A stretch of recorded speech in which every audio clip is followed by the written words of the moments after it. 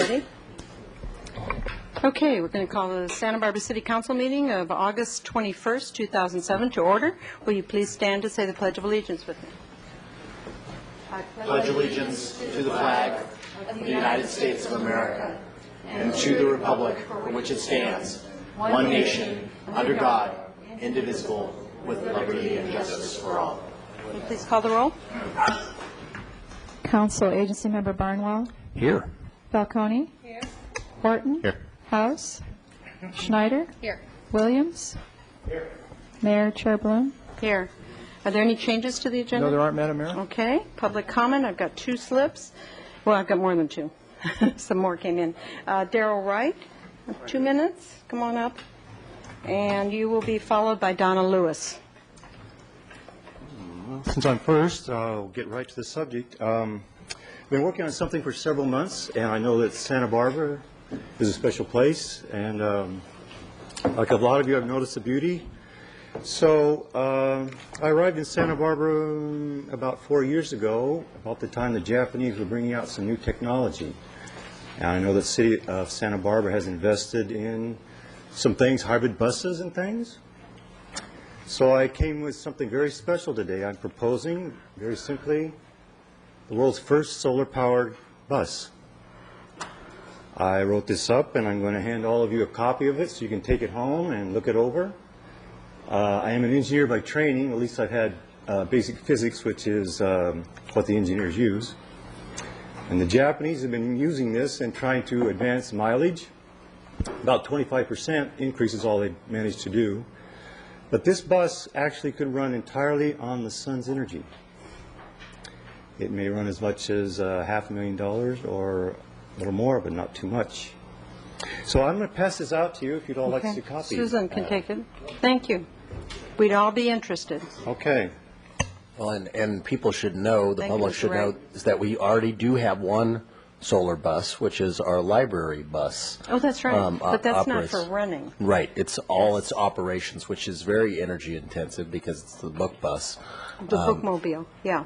Well, as far as I know, no one's built a solar-powered vehicle on Earth. It hasn't even been tried. Oh. And you can look at this. If you have some questions, maybe you want to think it over, and I'll come back and if you have some questions about it next time, if I can generate some interest. I'm kind of trying to get the community involved. I'm new to you. You're new to me. So, and this is a brand new idea. Okay. Thank you. Welcome. Okay, Donna Lewis will be followed by Bob Hanson.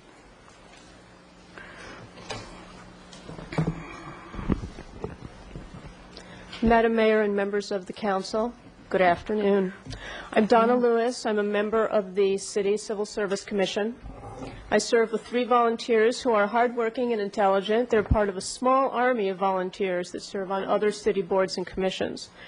I'm here to ask for training for these volunteers.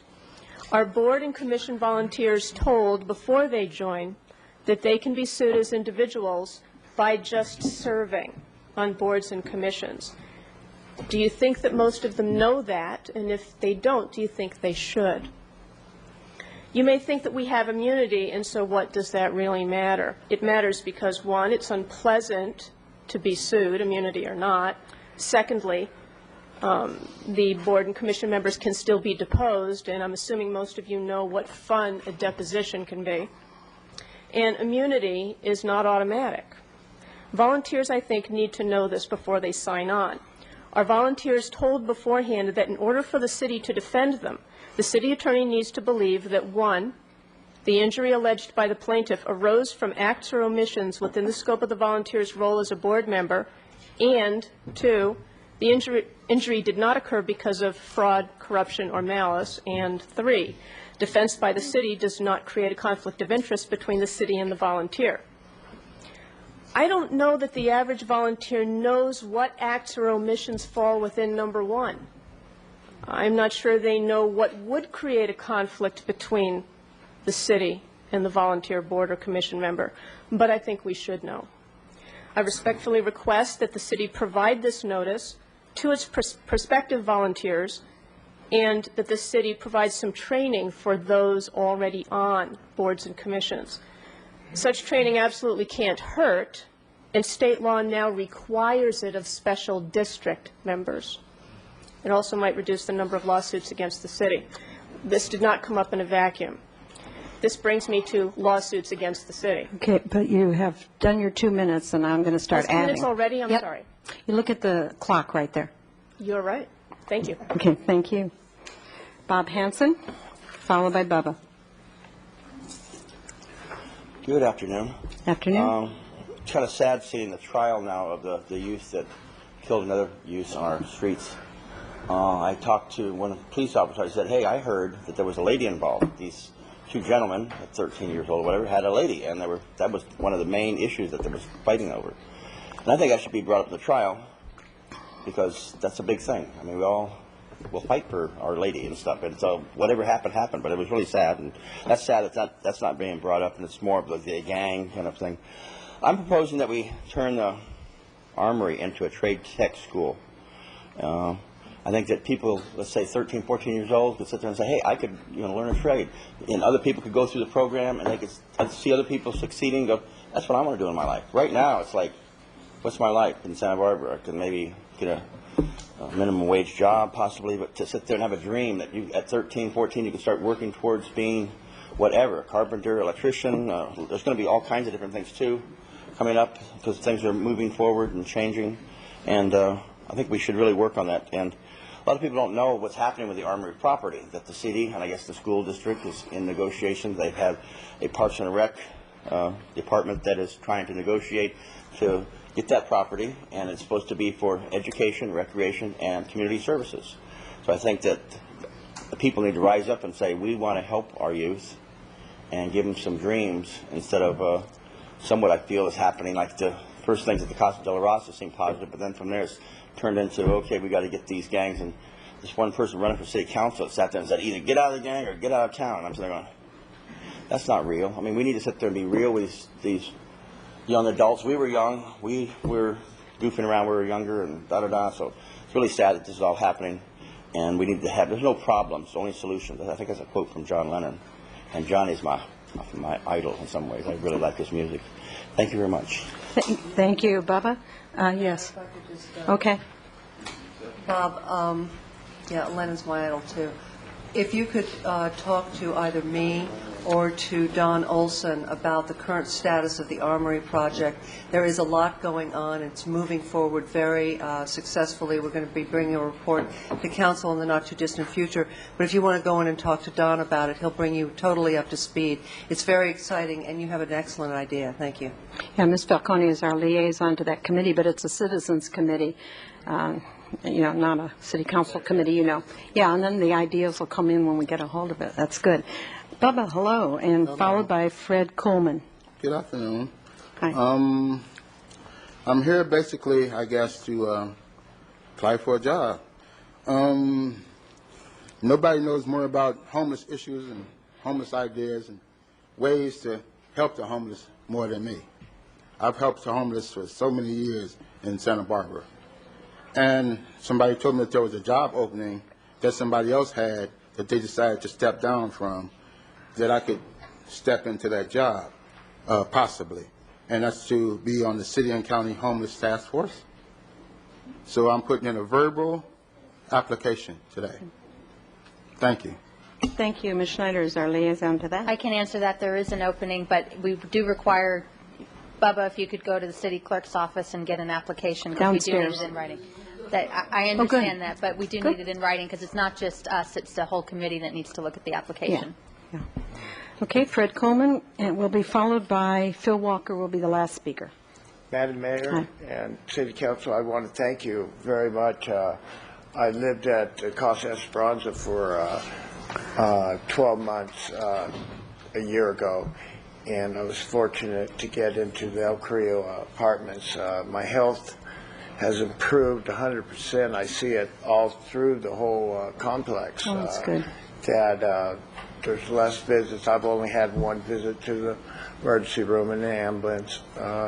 There's not that many, which I think is working there, which is wonderful. It'd be wonderful if we could build more for more people. It would be nice once the mental health area opens up, because there is a difference between people that are physically active that they can take care of their own business.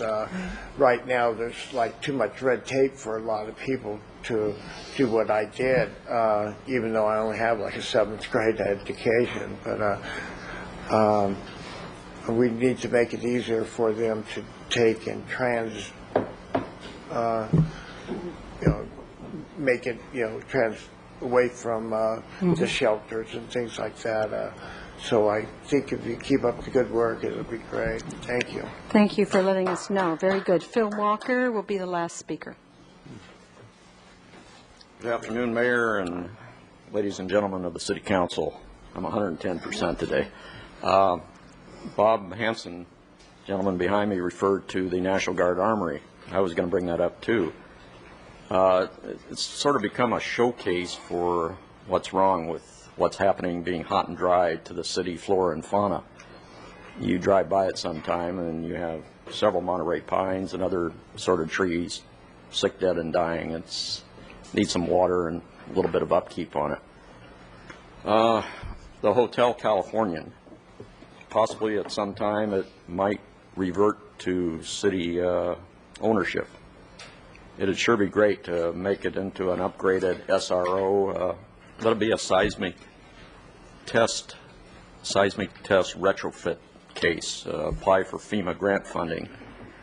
It'd be much nicer to see FEMA funding things at the front seat rather than the back seat after everything happens. One other quick thing. When I last spoke to you about the fire situation in Siltation, I think the Zaca fire at that time was in the basin between McKinley and San Rafael. Now it's quadrupled in size. Since then, it's burned a lot of the Gibraltar drainage, the Jameson Lake drainage, and into, I guess, over the divide into Ventura County, possibly some of the Matilaha, the Sisquoc to the north. Again, let's get a leg up with the desal plant. I think Gibraltar is essentially a done deal. The siltation that's going to happen to it will, for a large part, pass through into Cachuma, and you're going to lose capacity in Cachuma likewise. County flood control is on top of the siltation issue, but it's going to be an event that occurs. And again, in case there's rolling calamities around this country, a lot of misery, the desal plant is trailer and skid mounted. It could be put back together very quickly in a seismic event. Thank you. Okay, thank you. Mr. Williams is our water liaison. Well, two things. One is we haven't given up on Gibraltar yet, and we do have some ideas of maybe how to handle the siltation issue. Because it's a state emergency, there may be some work related to the siltation that we may tie up into that. So that's our first attempt. The other thing is that you may want to attend with us the next COMB CCRB meeting, because I expect to have an update on Monday, 2:15 to 5:15 at the COMB headquarters on Laurel Canyon. Yeah, good. Okay, we have no more public comment slips. Consent calendar. Susan, you have a lot to read. Item 3, records destruction for Community Development Department, recommending that council adopt by reading of title only a resolution of the Council of the City of Santa Barbara relating to the destruction of records held by the Community Development Department in the Housing and Redevelopment Division. Item 4, records destruction for Finance Department, recommending that council adopt by reading of title only a resolution of the Council of the City of Santa Barbara relating to the destruction of records held by the Finance Department in the Administration, Accounting, General Services, Risk Management, and Treasury Divisions. Item 5, summary abandonment of offer of easements and acceptance of public street easements at 1214 and 1224 Harbor Hills Drive, recommending that council adopt by reading of title only a resolution of the Council of the City of Santa Barbara, California, adopting an order summarily abandoning an offer of easements located at 1218 Harbor Hills Drive and 1224 Harbor Hills Drive within the limits of the city, and accepting public street easements fronting 1214 Harbor Hills Drive and 1224 Harbor Hills Drive, and providing for the recordation of this resolution. Item 6, introduction of ordinances adding provisions to general treatment and patrol and supervisors agreements, recommending that Council A, ratify an agreement between the city and the general bargaining unit by introducing and subsequently adopting by reading of title only an ordinance of the Council of the City of Santa Barbara amending ordinance number 5354, the 2004 to 2008 Memorandum of Understanding between the City of Santa Barbara and the Santa Barbara City Employees Association by adding provisions for advanced vacation and sick leave credit, dive shift differential, engineering registration pay, and a Medicare election.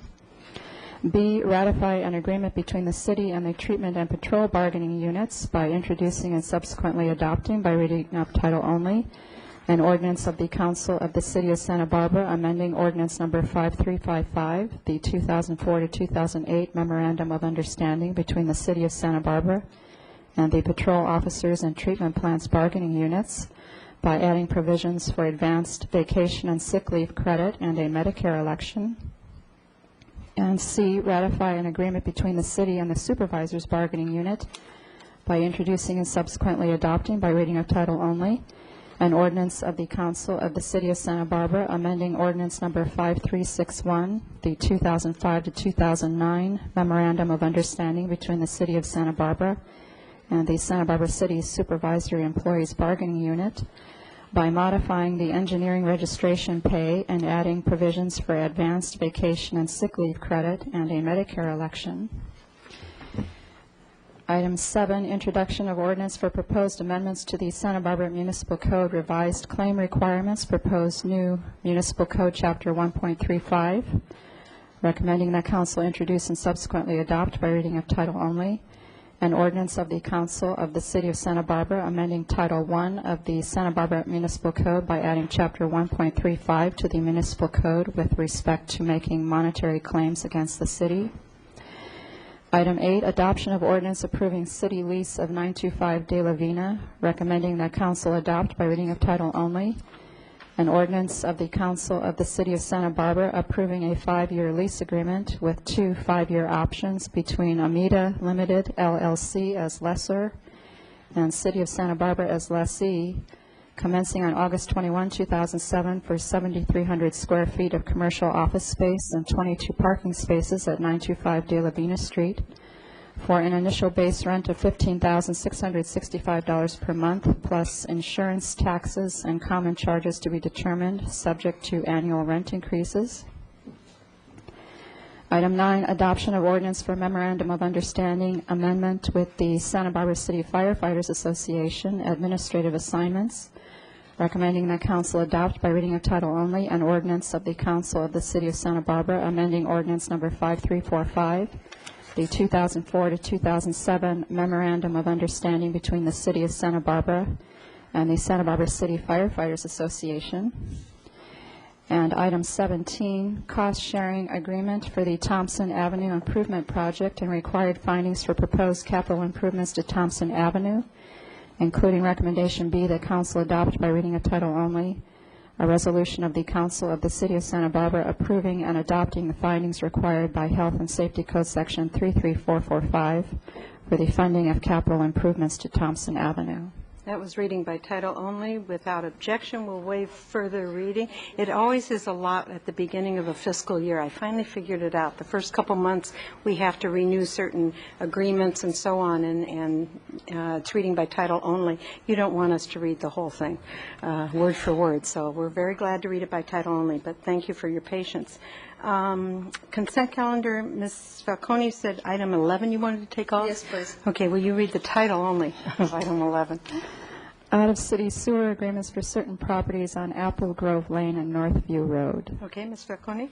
Thank you very much. I wanted to pull this item because I wanted to take note that there are 4 properties here that are hooking up to our sewer system from the septic system that they are currently on, and I think that that's really terrific. We have a very high priority. It's a policy consideration here in the city that I'd like to sort of talk about a little bit. I've asked Mr. Ferguson to be here. We have many pockets in the city that are like this, that are individual properties that are still on their septic systems and remain part of the county, have not annexed to the city and don't hook up to our water, our sewer, or any of the services that we have. But it is a high priority for us to try to encourage folks to get off of their septic systems and hook up to our contained sewer system. It's much healthier for the earth, certainly, the groundwater, the water quality, and efficiencies, certainly. I was wondering, when this item came up, whether or not it would behoove us to explore the methodology that you're using in this particular case, which is slightly different from the way that we typically go about this, in that the requirement for annexation is not immediate. It is slightly different in this circumstance, that they're being allowed to hook up because they have asked to hook up, and they'll pay for the fee and so forth. But the annexation requirement isn't immediate. They're agreeing to give up their right to protest an annexation should that come down the pike at a later date. Now, for a lot of land use considerations, we believe that those properties for good land use planning should be part of the city, but they choose not to, and we rarely ever force anyone to annex. So I was wondering whether or not this is an opportunity for us to look at the larger picture, since there are quite a few, 100 maybe, of these properties located, particularly along the Las Positas corridor, and in some of the other neighborhoods. So, Mr. Ferguson, if you could sort of give me your thoughts on that. We had a little conversation. Certainly, Madam Mayor and Councilmember Falcone. First of all, today's item is 4 individual agreements for 4 separate properties. But the larger issue, we do have several things we can share with you on. There is, first of all, a fairly large city area in the Braemar Ranch area that's not on city sewer. Approximately 93 properties out there could potentially connect with a sewer main extension. We have completed a preliminary feasibility study of that. It is a feasible project. It's not cheap, but it is feasible, and we'll be looking soon to do a neighborhood meeting with a group of neighbors in that area to make that available to them, probably on an assessment district basis. Also on the west side of town, as was referred to here, there are a number of pockets of unincorporated area that are not served by the city sewer, but logically would be, rather than any other system, because we're the only system in the area. This would include the Veronica Springs area. It would include the Apple Grove, Northview, of which we're talking about today, but it would be the rest of the properties in that area. Also the Sunset Road area between Hope Avenue and Lacumba Road, and a pocket up near La Colina Junior High School, Callecita, and a number of the small roads up there just west of Lacumba Road. Those are 4 areas that we put together for a proposal to the county for funding on feasibility. And that the money was not available last time we put it together, but that money is now available, and we'll put in a request for funding of the preliminary feasibility study there. And finally, on the east side of town, we've cooperated with the Montecito Sanitary District to prepare a similar preliminary study for 2 study areas in the Eucalyptus Hills area and the Coyote Road area. Approximately 230 properties there altogether that could be served that are not in either the city or in the Montecito Sanitary District. And so we're looking at the appropriate ways to serve them, and we're also looking at land use policy issues and annexation issues that are associated with providing service outside our boundaries, which reminds me that that type of service is subject to LAFCO approval as well.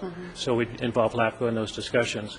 And I think the suggestion is that we look to do a work session with council in the next few months to address which these areas are, what the costs might be, see where we are on the status of studies, and address the land use and annexation policies too. Currently, when properties approach us for sewer or water service outside the city limits, we look first to see if annexation is feasible.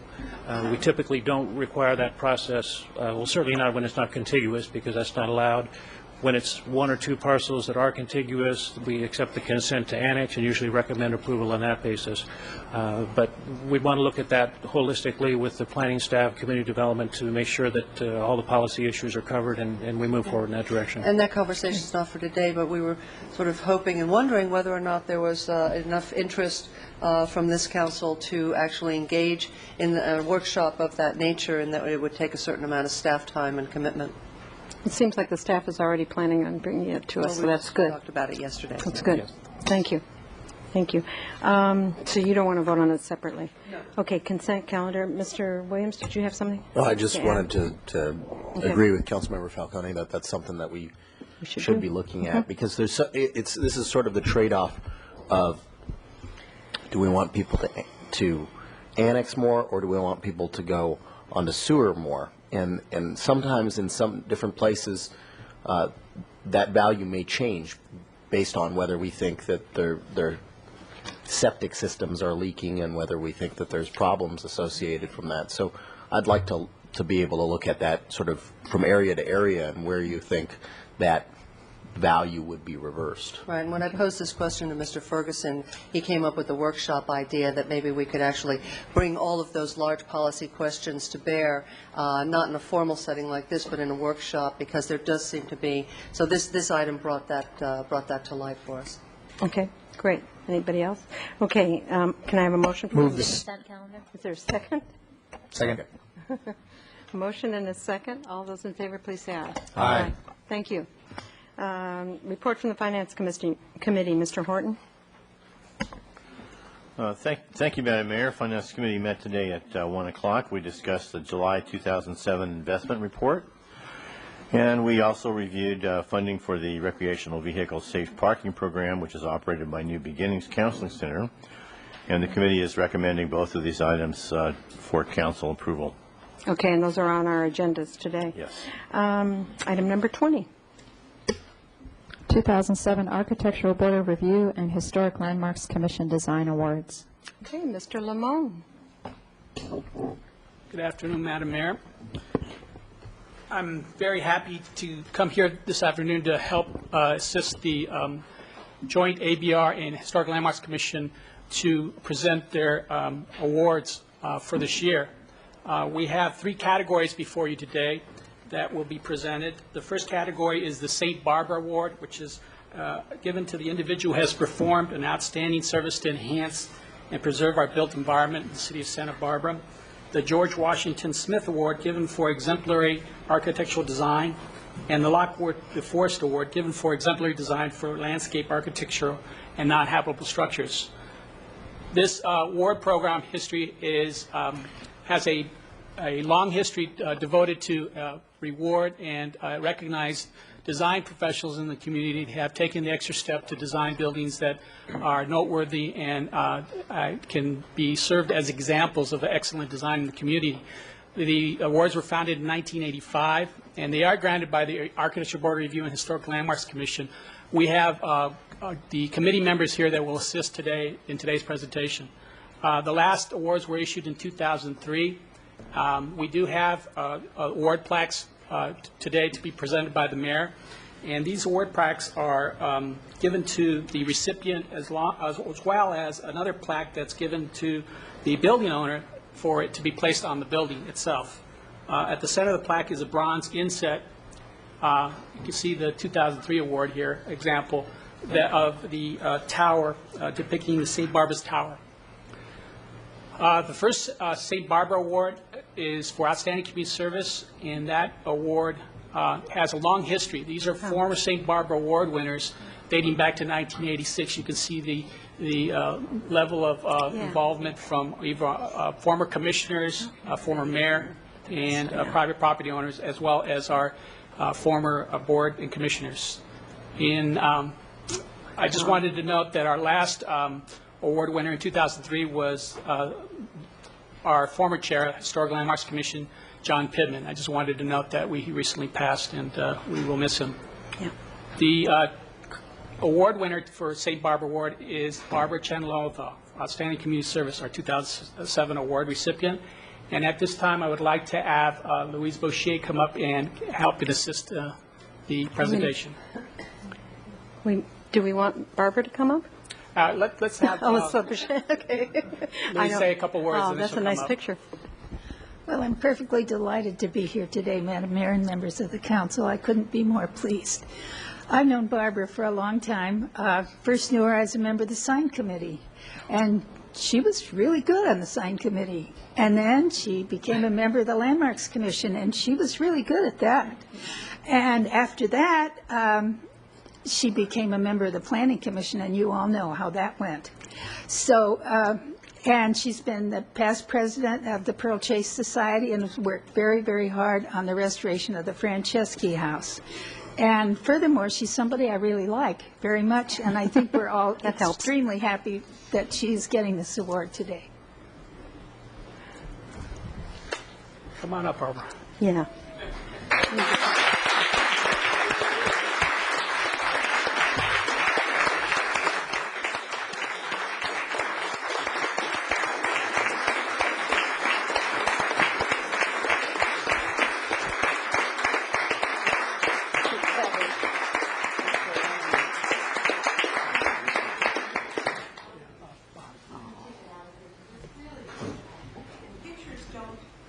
No, they don't. Thank you very much. Wonderful. It's beautiful. I understand too, Brian, how President Extra Foundation is here. Oh, there you are. Oh, there he is. You want to say anything? You know when you're president. Yeah, I get to say something, don't I? Okay. I just wanted to say on behalf of the Architecture Foundation, congratulations on this award, and it's we're really pleased to be sponsors for this award and happy that all the people in the city who made it happen. Thank you. Congratulations. Thank you. It's a great picture. I'll keep it for public consumption. I just wanted to say how much I agree with Louise Boucher on what an honor it has been to know Barbara. I sat with her on the Planning Commission over here, stage right, for 8 years, and it was a treat. She is one of the great defenders of Santa Barbara. And I've never done this before, but because of my deep friendship and admiration for you, and what a wonderful list of people that you are joining. So, personal and public congratulations to you. Very well.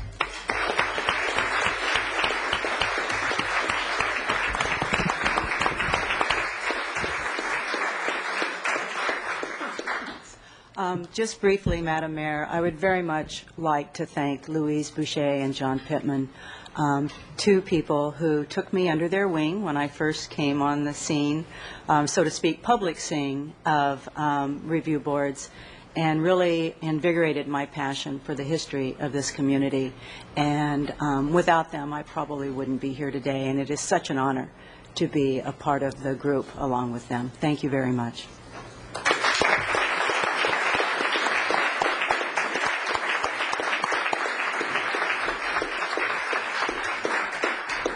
The next award, Madam Mayor, is for excellence in architectural design, and the award is granted to Cornell Andrulitis Architects. And I would like to have Bob Adams, our awards committee member, come and say some words regarding the building that's been identified. Hi, me. That's Robert Adams. Oh, pardon me, Robert. That's okay. Hey, I'm very honored to be up here representing the Historic Landmarks Commission and the Architectural Board of Review. We are giving these awards, and I want to acknowledge a couple of parties. One, of course, is the Architectural Foundation of Santa Barbara for their funding and their support of great architecture here in town. Brian Hofer is here, and Nancy Capone, the executive director, and they are very much appreciated for being committed to architecture here in our lovely town. And then I also especially want to thank Bill Mahan. He did so much footwork on finding pieces and parts of these very artistic awards.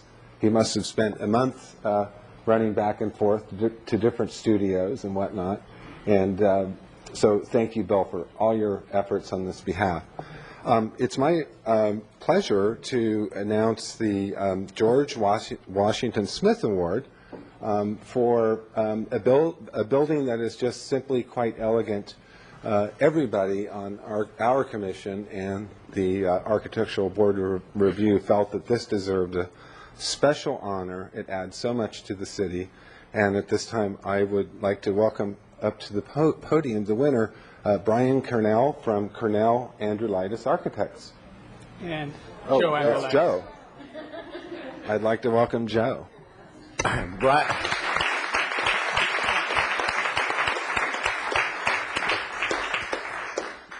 Thank you very much. I'd like to apologize for Brian not being here. He's had a scheduled trip to Scotland to do a little golfing. So, but you know, our office takes a lot of pride in doing architecture in Santa Barbara, and we really appreciate the recognition we're getting today. I'd like to thank two individuals that are no longer with our office that were instrumental in making this project happen, and that's Mark Shields and Chris Perone. So thank you.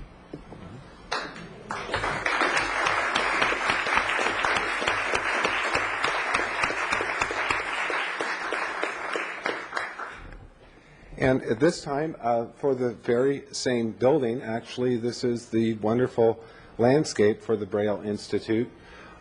This landscape represents a wonderful setback. I want everyone to notice that. It has preserved trees. It just looks great. Everything about it, the site and the architecture meld together in a wonderful way. And at this time, I would like to introduce the winner, who is a fantastically creative landscape architect and has been working here in town for 20 years. And this is very well deserved. So at this time, let's welcome up David Niles to accept this award.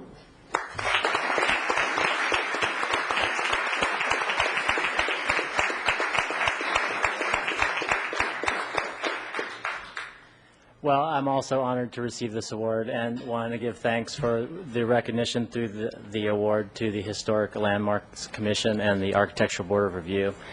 I'd also like to give thanks to the city, the Historic Landmarks Commission, and Architectural Board of Review, and Architectural Foundation professionals and community members that set such high aesthetic standards that we all strive for. And it's really, I think, all of those people that can take a little bit of pride in projects that come out like this.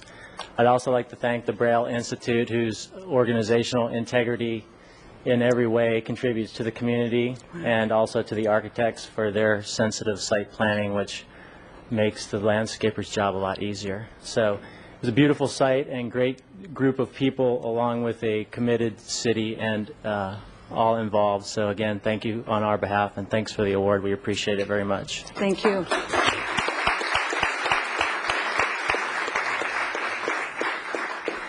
Madam Mayor, that concludes our presentation. Okay, I just want to make sure we thank the Landmarks Committee and the architects and the ABR, because this could have been done at the ABR or Landmarks, but to bring it in here is very nice of you, and for us to share it with you. It's really keeping Santa Barbara beautiful. It takes a whole village to do that, for sure. So thanks so much. Okay, next. Thank you. Item 21, funding for RV safe parking program operated by New Beginnings Counseling Center. Okay.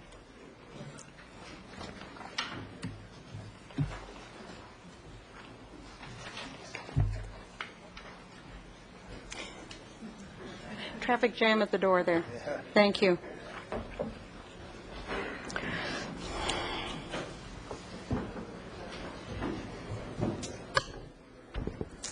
Okay, Mr. Allen. Thank you, Madam Mayor, members of the City Council. Browning Allen, Transportation Manager in the Public Works Department. With this item before Council today is for a funding request to fund New Beginnings Counseling Center to provide monitoring services in the city parking lots and the private parking lots in the CM and M1 zone. Last spring, when the Council approved the expansion of the RV parking program to include the Coda lot and the Garden Street Visitors lot, as well as adding spaces to the Creole lot, Council directed staff to work with New Beginnings in response to their request to provide funding to hire staff people to do the monitoring program. Mr. Don Olson and I have been meeting with Dr. Gary Linker, the Executive Director of New Beginnings, and we've refined their budget and come up with the budget amount that's before Council this afternoon. The monitoring is going to be done basically in two phases. One is monitoring the three city parking lots. The funding request for that is $18,700. What New Beginnings will be doing over the first 3 months is doing twice-a-day monitoring, 7 days a week, until the program gets settled, and then after that they'll be providing monitoring 4 days a week. In the CM M1 zone and in the nonprofit churches parking lots, they'll be paid based on the number of permits they actually issue. And they'll be paid $220 per permit that's issued. So part of that is doing the outreach and getting people to sign up and making sure they comply with the various program guidelines. The cost of that is estimated at $17,720. New Beginnings will be coming before the Downtown Parking Committee and the Harbor Commission this spring of 2008 to provide a report of how well the program is working in the 3 lots. And we'll be presenting an annual report to the City Council at the end of May, early June, before we move forward to the next fiscal year. And part of the recommendations whether or not we will continue or not continue with this program, based on our experience. That concludes my presentation. I'll be happy to answer any questions. Mr. Olson is here, Special Projects Manager, as well as Dr. Linker from New Beginnings to answer any questions the council might have. Okay, and I have a speaker slip from Dr. Gary Linker. Do you want to come up and... Oh, turn on the mic would be a good idea there. Okay. Madam Mayor, members of the City Council, it's a pleasure again to be with you and to talk about the next move forward in trying to impact the issue of people living in vehicles on the streets. We've been concerned about this issue for quite some time. With the passing of the ordinance now not allowing people to park in the waterfront, it becomes incumbent that we have a viable option for people to find a place to be, and we think this program can provide that. We're prepared to do a very extensive outreach effort to put invitations on people's vehicles that they can join this program, they can be safely placed. We intend to fill those parking lots that you've given us. We intend to do outreach to the business owners in the CM and the M1 zone to involve them in what we hope will be kind of a win-win night watchman place to stay kind of a situation for homeless individuals living in vehicles and to impact this issue. I do have some statistics of what we've achieved this last year. I want to share that with you. So I have this little handout for you which indicates kind of where we were as of June 30. We work on a July to June fiscal year, so we made this accounting in our report. I want to offer that to you and then answer any questions that you might have. Okay, thank you very much for preparing that. I had thought that you were due for a report to us, but I guess you're not really due till next spring. Is that right? Is that what? Under this arrangement, it would be next spring. Next spring, okay, right. Which works. Okay. Mr. Horton?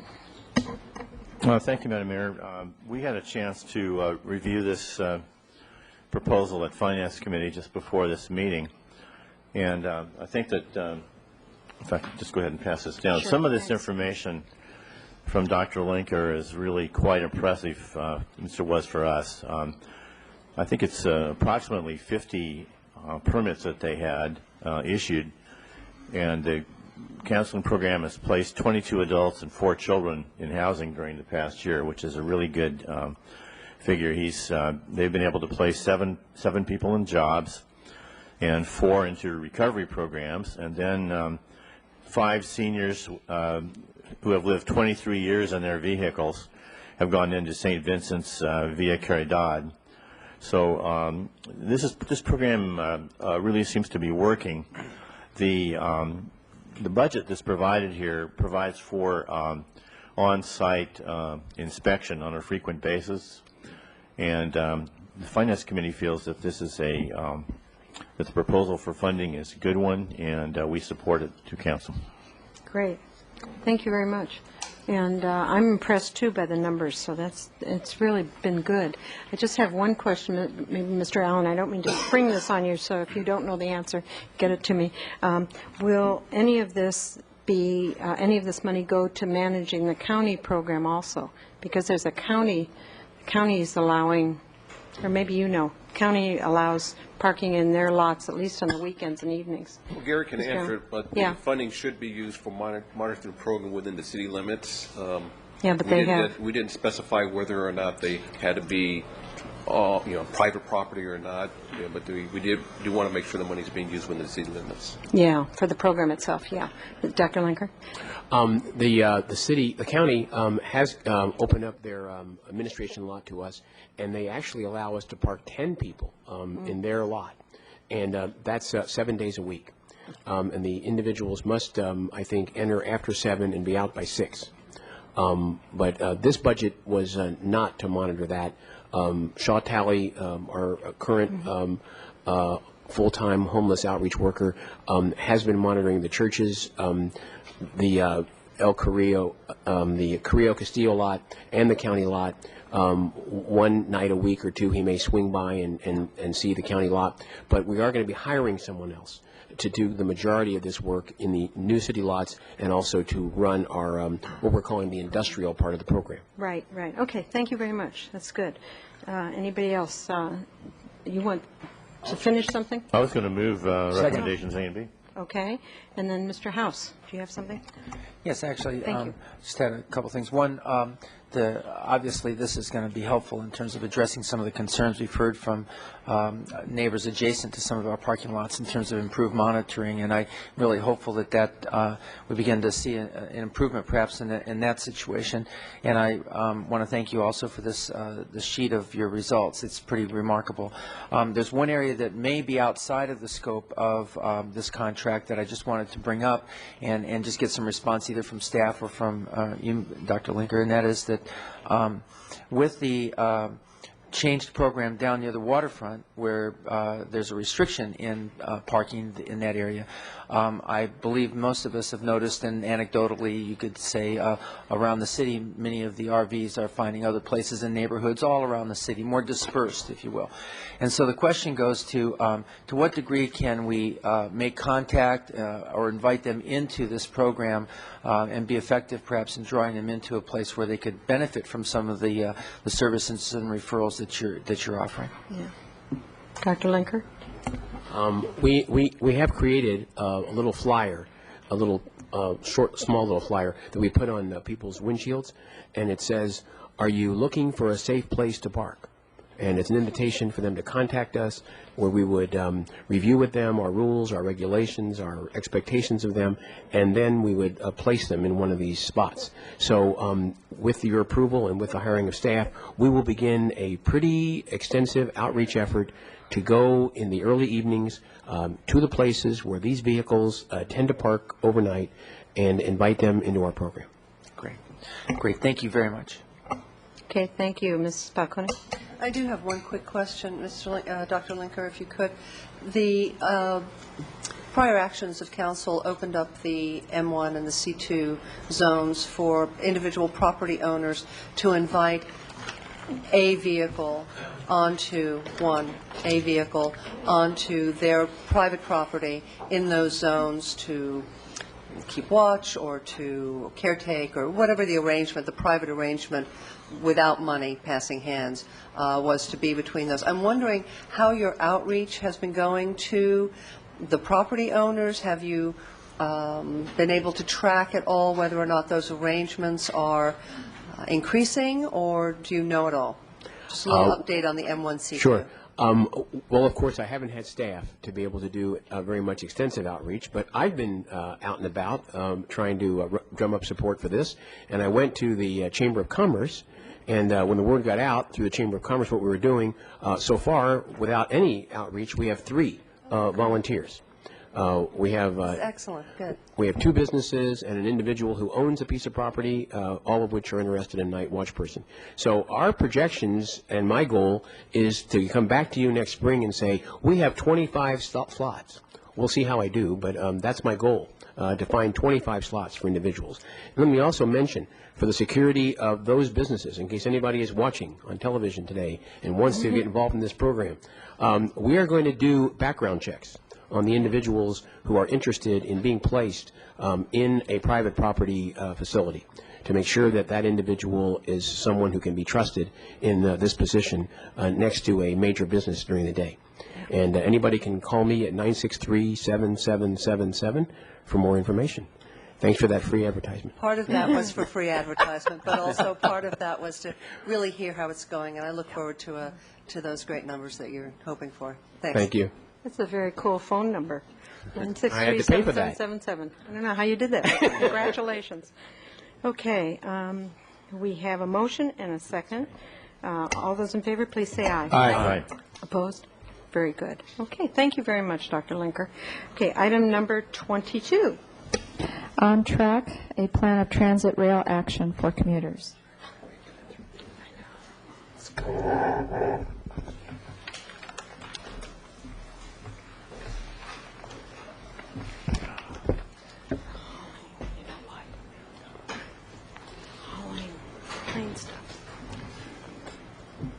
Good afternoon, Mayor and Council.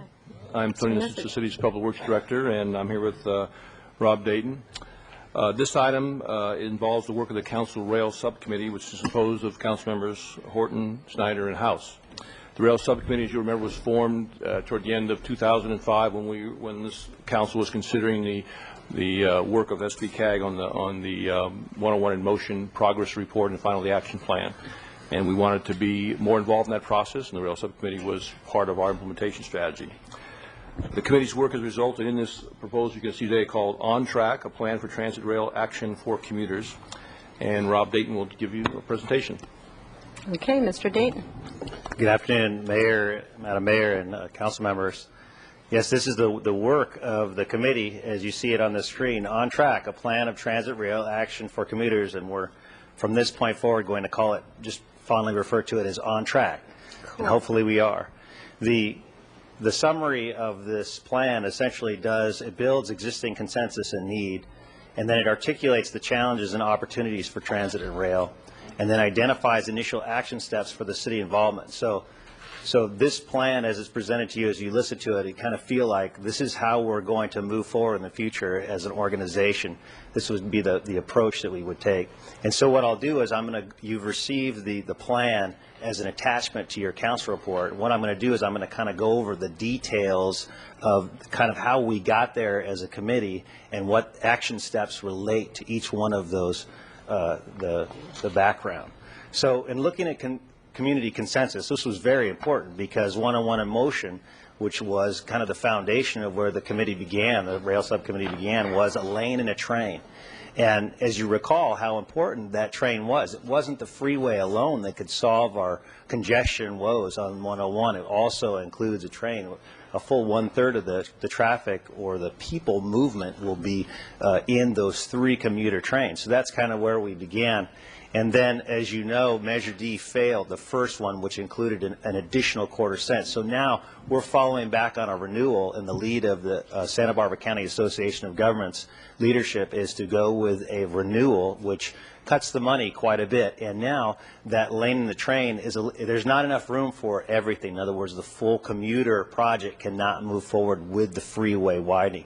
So that kind of puts us in a challenging position as to what to do next. So the board this is the SBK board, has set aside money for the widening and specifically the north and the south coast communities will be discussing what in the Measure D expenditure plan will be included, and that's where kind of the rail or what we need to do next for rail will come in. So what is the action step in the face of where we are now? And the On Track would focus current efforts on establishing new or rescheduled Amtrak service. So that is that we would take the existing trains that we have in Amtrak and time them to be commuter times and increase the reliability of those trains so that we could demonstrate the success of commuter rail and then form a coalition around that for an additional funding effort. We have 3 major highway projects that are on the horizon. The one that you know is the operational improvements between Milpas and Cabrillo, adding a 6-lane freeway to that section. That's the timeline for that. And then the next 2, Linden Interchange Project, which is also a 2-mile section of freeway, and Muscle Shoals widening, which will be 6 lanes from the county line to its current 6 lanes to the south. These 3 projects will be ongoing over the next 20 years. So in having these construction projects in place, really On Track would be to encourage the use of passenger rail service time to meet the needs of regional commuters as a way to mitigate the freeway congestion. So we would move forward with the Amtrak service in a fast way so that we could actually use that time of congestion when commuters are most frustrated getting to Santa Barbara as an available way to get to work, an option. Frankly, the state of the rail corridor is not good. Essentially, the assessment is 1920s railway. It hasn't changed very much. And as a matter of fact, many of the switching is still manual, if you will believe that.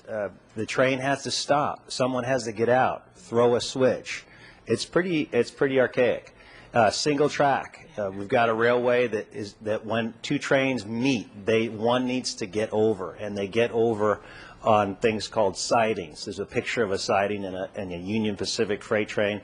One of the problems is the sidings are too short, mainly for freight trains. The ones that do exist are too short. So it's the passenger train that commonly has to wait, not because the freight train's not willing to, it's just they can't.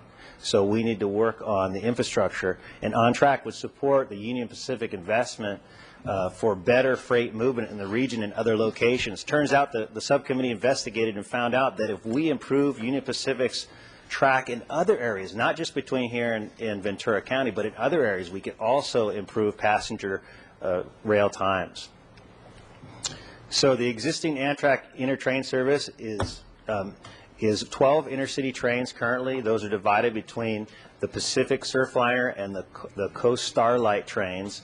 Unfortunately, these trains are commonly delayed. The Starlight is worse than the Surfliner, but the Surfliner is only at about 86% on time. Not good enough for a commuter service. Also slower than the automobile at this point. With the congestion, the single track, and the sidings, it's slower than a car. So, and then the train schedules need to be adjusted to meet the commuter traffic. Right now, this train setup is not appropriate for when people want to get from Ventura to Santa Barbara and back. So we need to adjust that. So OnTrack would support any capital investment to the rail line that would improve on-time performance of the passenger rail, and that would also include shifting those times so that they would be appropriate for commuters. The existing and increased bus service that's proposed by 101 in Motion, Coastal Express is now in place. That's operated by Ventura Commission, and then MTD would certainly need to be involved as a feeder system, and then also private distribution by the university, Santa Barbara City College, would all participate in getting people in supplementing service. It's also important to understand how important transit is, the bus is, for people who are riding the train.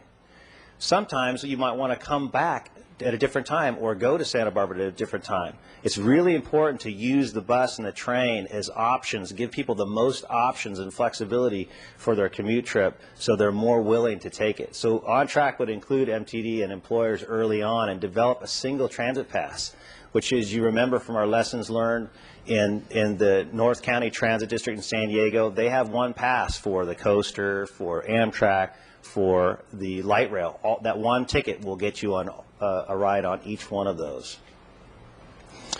It's really interesting that we're not the only ones that want to improve rail service. In fact, LOSAN, the Los Angeles San Diego Authority, has developed a North Transit Plan that talks about many of the sidings that we need to improve passenger rail, and they've done many of the heavy lifting and initial work to really launch us into where we need to go. And then also the California Rail Coordinating Council, they're interested in adding a daylight as opposed to the Coast Starlight. They want to do a daylight to San Francisco.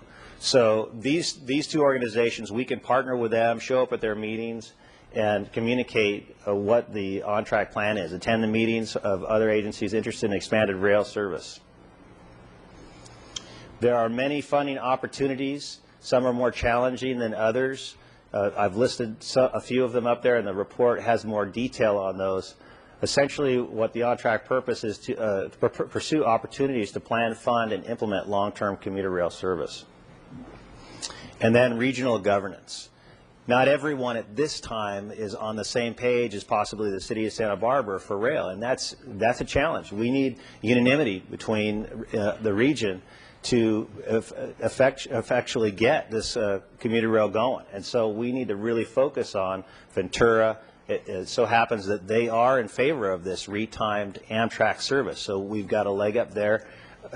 Santa Barbara County Association of Governments has shown their commitment, and then also we need to work with the county and Goleta and Carpinteria to be on the same page. So On Track, foster the coordination of regional interests and establishing Amtrak as a reasonable early start commuter service. What's the basis of this in our policy findings? And there are many in your report, but I would like to emphasize just a couple. Policy 3.3 from the circulation element, the city shall support increases in regional transit service. And then more explanation with 3.3.1, mandate the coordination of local transit services with regional transit providers and regional mass transit plans. And then also encourage the creation of light rail and metro rail connections between Santa Barbara, Oxnard, San Luis Obispo, and points in between. Isn't it interesting that our documents already have this policy support for what we're doing today in them? And then in conclusion, I'm just going to leave a summary of some of the, all the ones I could fit on this page, the on-track summary steps. There's more in your report. And then also hand it over to the council members who are on the subcommittee to also give their input as they were the people who put together this plan. That's great. Okay. Mr. Horton?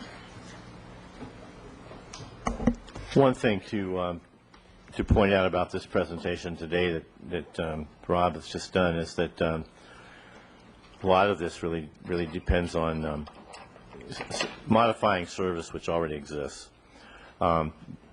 This can be done. It's been done in other places. Requires cooperation, but it can be done. And I just wanted to point out for those that aren't sure why this is important at this time, on page 2 of the staff report, current highway projects, 3 major Highway 101 projects will be under construction over the next decade, including highway operational improvements, Milpas and Carrillo, reconstruction of Linden related freeway section, and widening of 101 to 3 lanes between the county line and Muscle Shoals.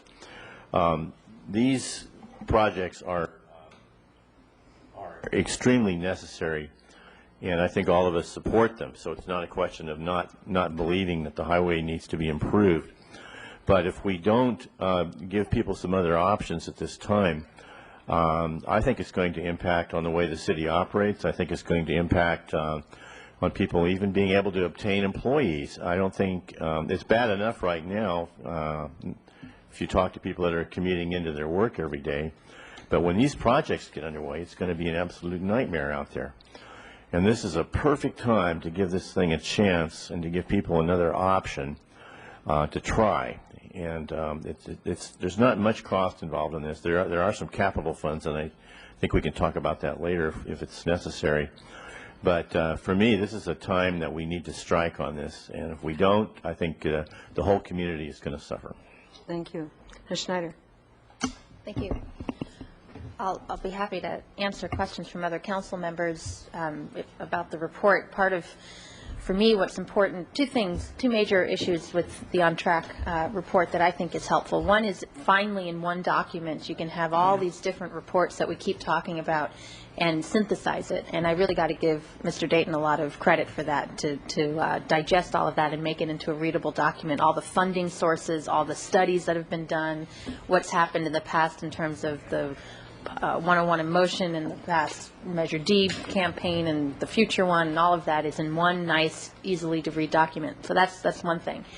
The other piece is just in my own experience being on council, being on the committee, and just hearing through council committee assignment reports or just through emails here and there that everyone wants to do something related to commuter rail. And yet, as a city of Santa Barbara, we really need to stay on track, I think, in terms of our message, and to have a consistent message of what it is that we want to do. And so we can only do that really in a public forum. So the 3 members of the subcommittee, we've been talking because we're part of the subcommittee, but we can't talk to the rest of you, hence why we need the public meeting, and hopefully be able to use this document as a foundation for us to move forward. And I think the action summary steps here and the action plans are flexible enough that it doesn't tie our hands in terms of specific items that might come before us. It gives some flexibility, but it does say very definitively that the city of Santa Barbara believes that commuter rail is an important part of the transit options for our region. It also says that it's not a transit versus rail scenario, that transit and rail have to work together. There's a section in the report talking how the connection with MTD and other bus services, as Mr. Dayton mentioned, is essential in order to make a commuter rail work. And we can't set ourselves up to make it seem like it's an either-or proposition. It has to be both. And I think that's a strong message to send out. So I'll just leave my comments for there and see if my colleagues have any other questions. But I hope that we can approve this and use it as a foundation for us as we move forward in various venues in terms of issues that relate to commuter rail in the future. Okay, thank you. Mr. House? Thank you very much, and I want to really thank staff for having helped us put this together in a package that's comprehensible and can be shared with others, and that's its intention as well. This is not something the city can do unilaterally. This is something that really requires a lot of cooperation and coordination with other agencies and other cities and other kinds of entities, MTD, UP. Just think about all that would need to come together. But a lot of the pieces are falling into place. There's so much that's been done in the beginning of truly addressing the issue of the need for improved transit through the corridor.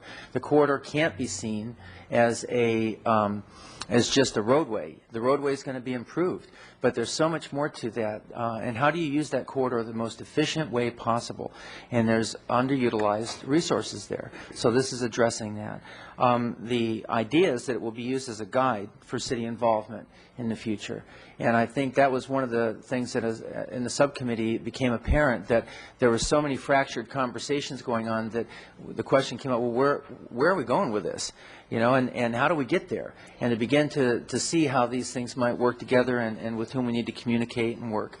I think Mr. Horton really got it right on the issues, this business about the congestion on 101 that we're facing right now, and it's going to increase, the congestion on our city streets, when 86% or more of the people who are coming to work each day drive by themselves, and then we have to handle them in our city streets and the parking lots. So the degree to which the city of Santa Barbara can encourage employees and others to come to Santa Barbara without their car, to come together in carpooling or using a bus or using the rail, is to the city's interest, fiscally and for our infrastructure planning in the future. And just a couple more things. One of the things that happened, we had representatives from Union Pacific come and speak to us, and that was really an eye-opener, and it was wonderful having them across the table and being able to ask real hard questions of them, get their responses. And the one thing that we all came away with was they promised to be at the table with us in the future, that if we move forward with this, they're going to continue to participate. They also identified challenges and issues that we would need to address. And that's what the unique piece of this. We're really addressing the need to improve freight service, which is their interest, but it's a mutual interest because that helps to improve the on-time commuter and passenger rail service in the same corridor.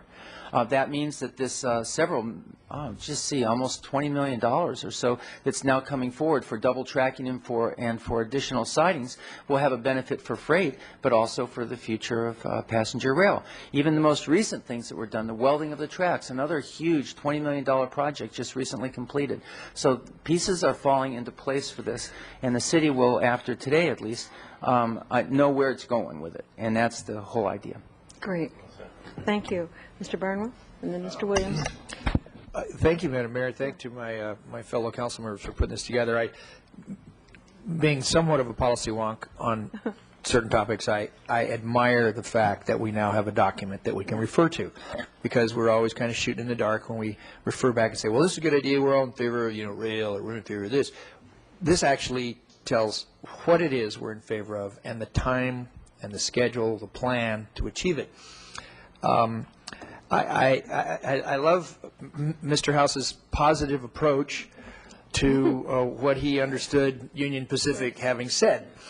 That's not what I heard. Yeah. I'm less than sanguine about Union Pacific, but, I mean, what the heck? Maybe you buy out Union Pacific. I mean, they bought out Southern Pacific. So there's a whole host of things that can be done. But right now, as we saw with Chinese slave labor working on the rail there, we can see that they still haven't stepped into the 21st century yet. I would like to, a couple of things are in the staff report that aren't in, or that aren't on that right there. For, I guess they're just editing reasons, or you added things to the staff report. But they point out what I see as our challenge.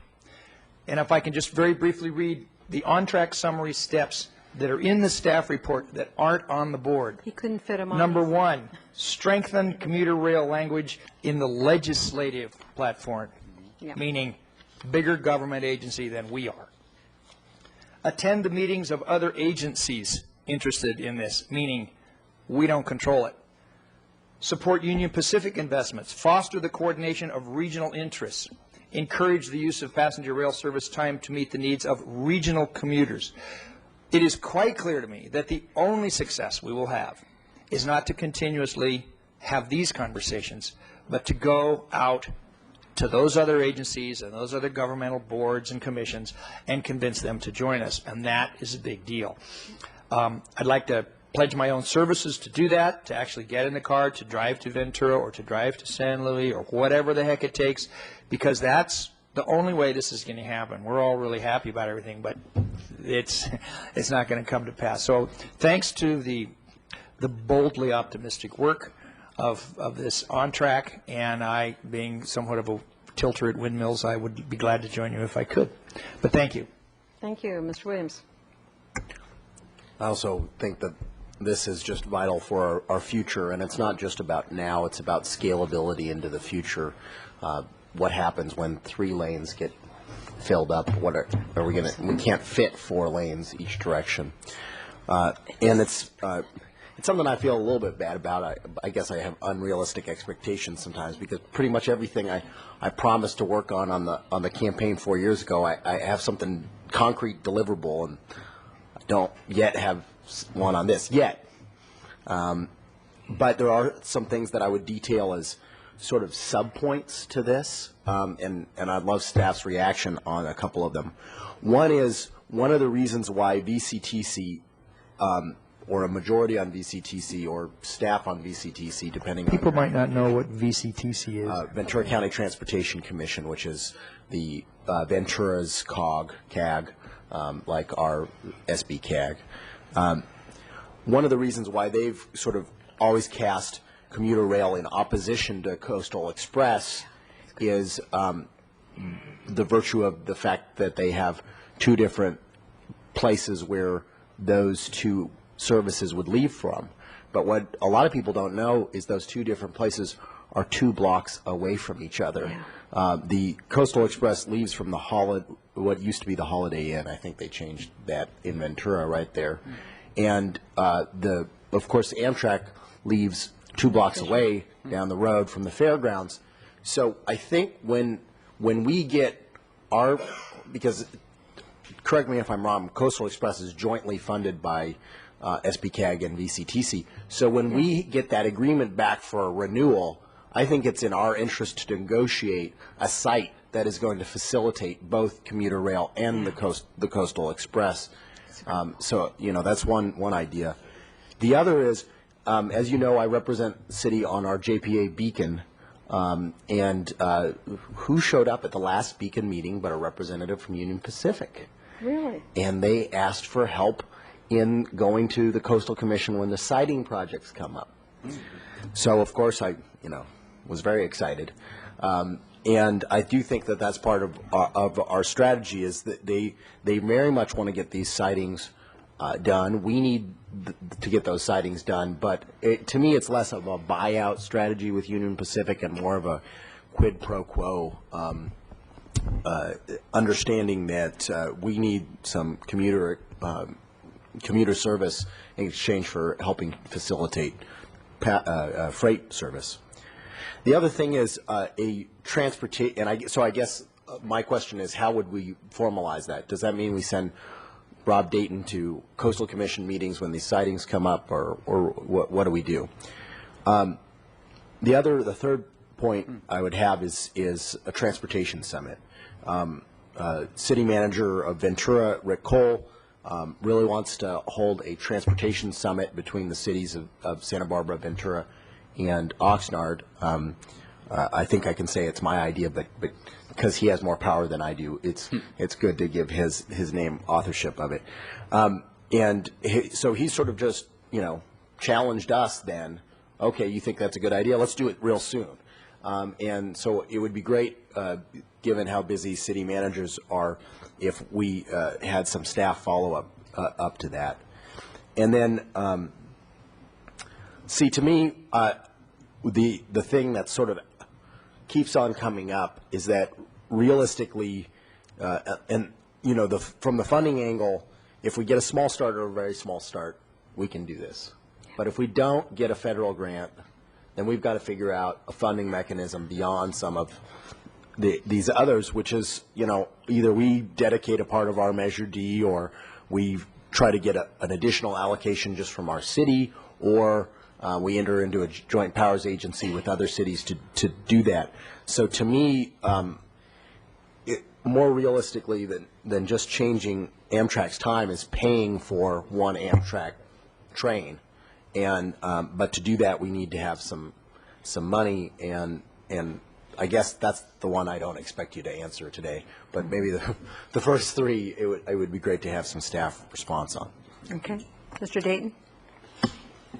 Madam Mayor, Councilmember Williams, I think all of them are in order to talk about, negotiate the pickup point. I think that's a great idea. There's a lot more parking over at where the Amtrak station is too, so it's nice to have it in one area there. And then also with the Transportation Summit, it's a great idea, and we can work with Rick Cole and talk about how that would happen.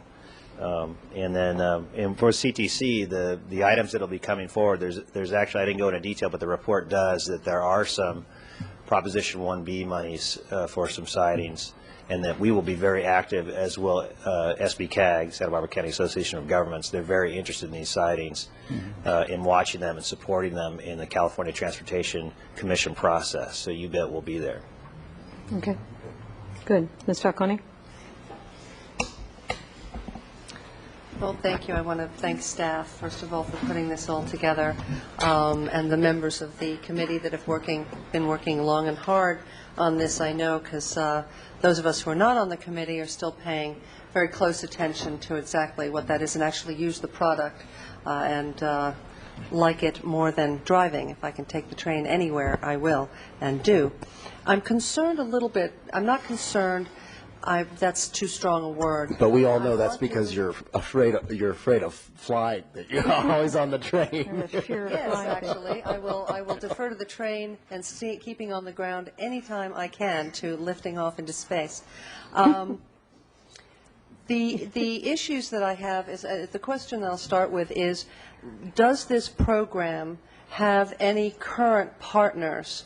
Or is it a city standalone document at this particular time? Madam Mr. Mayor. Dayton? Yes.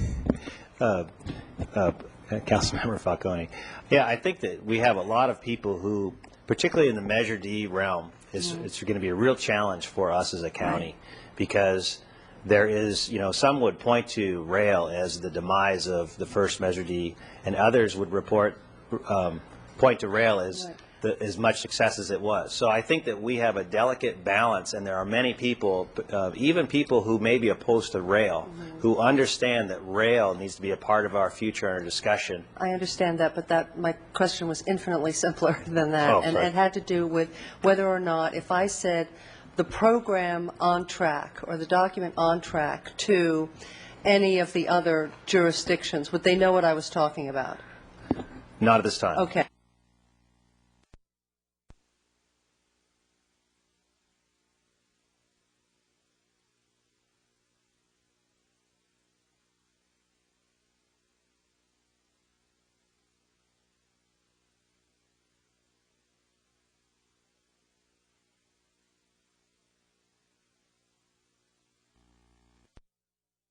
Councilmember Falcone, if I could, the committee really wanted to, at this time, come back to the council for the council's endorsement before To get making buy-in and That's so right. forth. Understood. We're on the same Understood. page. It's just a matter of clarification. So we do plan to coordinate all of these efforts, because the focus has changed from commuter rail to changing the timing of the actual Amtrak trains and maybe increasing the number of trains. That's a very different focus than getting commuter rail. So we are planning on coordinating with SBCAG and VCTC and all of that before we go out to wherever it is else we go. My one, I guess that I just was a little cautionary about getting too far out in front of those folks who would want to be our partners or could be our partners in all of this, because I received a little bit of a surprise phone call, and so we need to just make sure that everybody knows, you know, where things are. The Measure D fund, the funding for these concepts and hopefully these projects is tricky, difficult, and comes from various sources, or potentially comes from various sources at the federal, the state, and the local level. But one of the potential funding sources for some of these things is Measure D, as has been mentioned a couple of times. And I guess my self-interest city hat has to do with we need to make sure that we don't lose sight of the other very important public works issues that Measure D, if it should get renewed, is meant to accomplish, and not overweighting on this and having the, of course UP wants us, is very excited about sidings and is very excited about fixing tracks and so forth, as long as they can get another entity to pay for it. And we want to make sure that we don't, in our enthusiasm and our excitement to accomplish a laudable goal, a worthy goal that I'm fully in support of, but that we don't shoulder the entire burden or a lion's share of these burdens that are upwards of, you know, many, many tens of millions of dollars. So with that said, I'm very happy to support this report, this project, this document, the philosophies in it, the goals that it wants to hope to accomplish, but with those few cautionary notes. And Mr. Horton, did you already make a motion? I think it's my turn to talk. Well, all righty. All righty. Then please, I wouldn't want to. After six of you, I sit for a long time, so here we go. No, I just think it's really wonderful that we've come up with this kind of thing where we've pulled all the policies together in one plan, because that's the only way that we can go forward, is to be able to, is to actually have a plan to point to. And it may take 50 years or it may take 5 years, but we don't, you know, as long as we are moving forward, I think it's wonderful. So I thank you for that work. It's a lot of work, and I really appreciate it. Secondly, I think it's very forward-thinking, and I thank you for that. And then thirdly, I go to the LoSAN meetings, I go to SBCAG meetings, and I'm hearing a lot of support from a lot of different jurisdictions for this. And when somebody from one of the other cities in North County, and I really can't remember which, I'm not trying to hide anything, but one of the representatives on SBCAG said, well, we don't understand, and this was a few months ago, we don't understand why the South County is so interested in rail or buses. And I just said, well, if you like to drive your car, you want to get people off the road so you can drive your car easier. I thought it was sort of a different way of looking at things, and it really is. Everybody who gets on that train is not driving, so they're not in my way if I want to drive my car. So you have to kind of think a little bit outside the boxes how they're thinking, and I can understand, because they like to drive their cars, and I do too.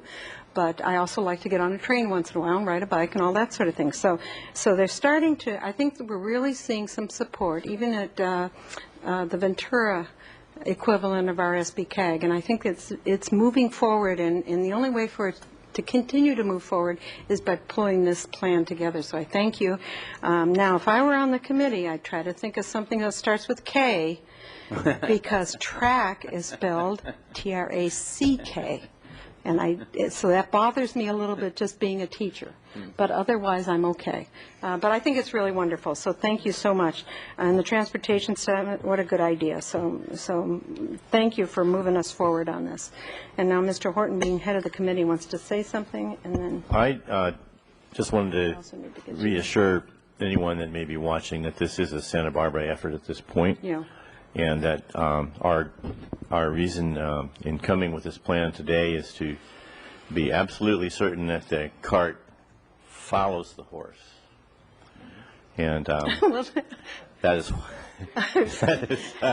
why Transportation precisely 101. why we're here today with Yeah. this, because If the cart gets ahead of the horse. to answer your concerns, It's a mess. we've had a little bit of experience with the cart in front of the horse, and that didn't result in too much forward motion, so that's why we're here today. So having said that, I would like to move that we endorse on track, in principle, a plan for transit rail action for commuters as a Santa Barbara plan. Second. Everybody wants a second. Okay, we have a motion and a second. Mr. Williams, did you have something else to add? Just Mr. Williams has added flag. Well, because, you know, I think you all know that in my paid job, as opposed to my not very paid job, which is this, but my paid job is representing grassroots organizations in Ventura County for a group called CAUSE. And I can tell you that among the 4 grassroots organizations that we're currently staffing, all of them have at the top of their list, or second to the top of the list after stopping Walmart, is transportation needs. Yeah. Now, it's not that they're exclusively interested in rail, but they're interested in multimodal solutions, rail, buses, roads if we have to, sort of things. And so while sometimes I know, encounter ambivalence from leaders in Ventura County, I can tell you that just below the surface, in the grassroots constituency there's a little bit different of a tune. And once we sort of connect that communication-wise, and it's not just with, liberal-leaning organizations. I've had a conversation with the Chamber of Commerce down in Ventura, and they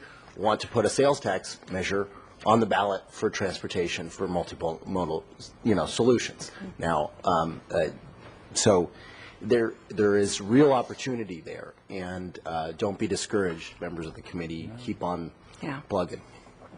Okay. Mr. Barnwell. Well, thank you, Madam Mayor. I was a little puzzled by Mr. Horton's motion. He said, adopt this, you used the word in principle, or kind of like it. I'm under the impression that this begins to formulate a serious policy document of ours, correct? There are many details in this document that need to be worked out as we go ahead. And to adopt it word for word without leaving any room for possible changes seems to me a little bit too rigid at this point. So I'm trying to get the council to agree that this is a direction, a general direction that you'd like to go. And then as we begin to focus it, I think it's going to have to come back and make sure that we keep in tune with the full council. Okay. Well, I guess I have a question about that too, but I'll let you. Well, I mean, I don't mind showing a little hair and saying this is it, and then we can come back and like when we adopt something that's a policy document, by golly, it's a policy document. If we want to come back and amend it, and I agree with you, it's totally going to change. I mean, I can't see it staying the same, but I'd like it to have some serious ballast to it myself. Ballast away. And I guess my only concern would be that I hope that staff would feel empowered by whatever this document is to execute those next steps. That's definitely what I want to make clear in whatever. The reason I put in principle in there is I didn't want them to feel they have to come back to us for every minuscule change, but rather to give them a little bit of leeway. That's the reason Yeah, Mr. Armstrong's going to help you out here. No, and I think that there's enough, understand. this is a principal document, I believe, and it gives us enough leeway where I don't think we would have to come back to you. I think it's a policy document, and policy documents are inherently, I don't think we feel constrained by the words here. And, I mean, if there's a major change in policy, we will come back first to the Rail Committee and the Council, but I think this is a pretty clear policy document that says where we're going to go. Yeah. Okay. Does that help everybody? Okay, we have a motion and a second. Do we need to take in principle out? But it is a principal document. That's what you just heard. I think you can really just adopt this policy document, and that gives us enough leeway. Yeah. I'm happy to take the word in principle out. Okay, it's sort of rhetoric at if this the point. seconder wants to agree with that. Yeah, okay. Oh, that's right, we had 2 seconders. Okay, all those in favor, please say aye. Aye. Opposed? Okay, very good. And now we get to see slides of Portland, which I swore I'd never do again, but that was a long time ago. Oh, well. Mr. Nisich. Yes, Council, this item is a presentation. As the Council will recall, in June, Council members Barnwell, Horton, and Snyder attended the International Making Cities Livable Conference in Portland, Oregon.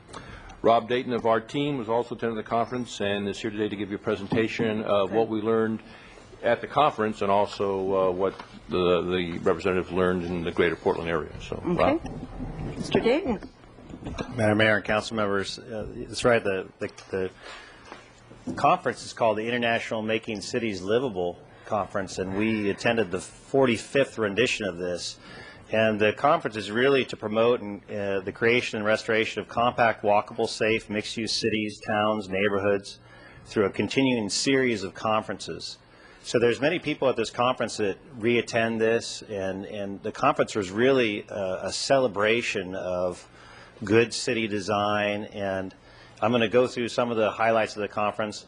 Then also I want to talk a little bit about the Portland mindset, which played heavily in the conference, and then as what the council members were witnessing.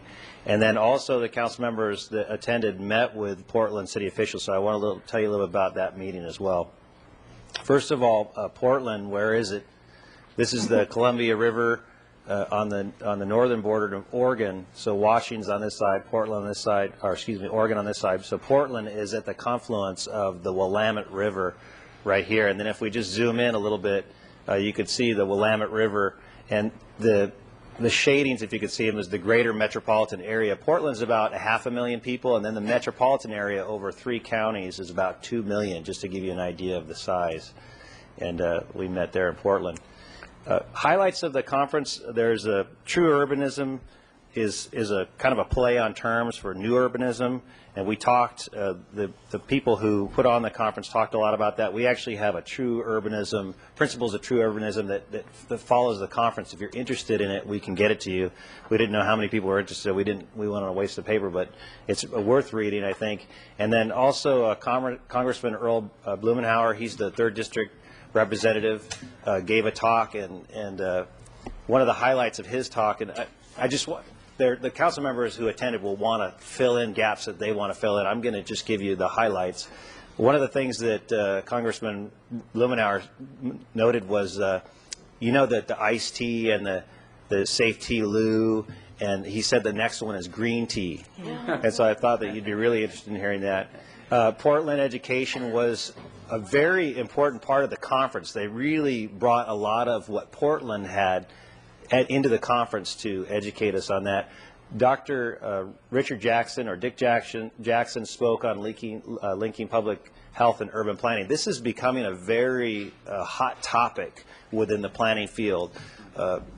World Health Organization, Center for Disease Control, they're all coming to us, urban infrastructure folks, public works type folks, and saying, you guys need to build infrastructure that helps people walk. And Dick Jackson gave some brilliant statistics on, discouraging statistics on how America's lifespan is actually shortening because we don't get enough exercise. Yeah. We may be actually seeing him in the planned Santa Barbara process, we hope. Okay. And then also there was discussions on homelessness, and then I'll let the other council members fill in the blanks at the end of the presentation on the conference. Moving on to the Portland mindset.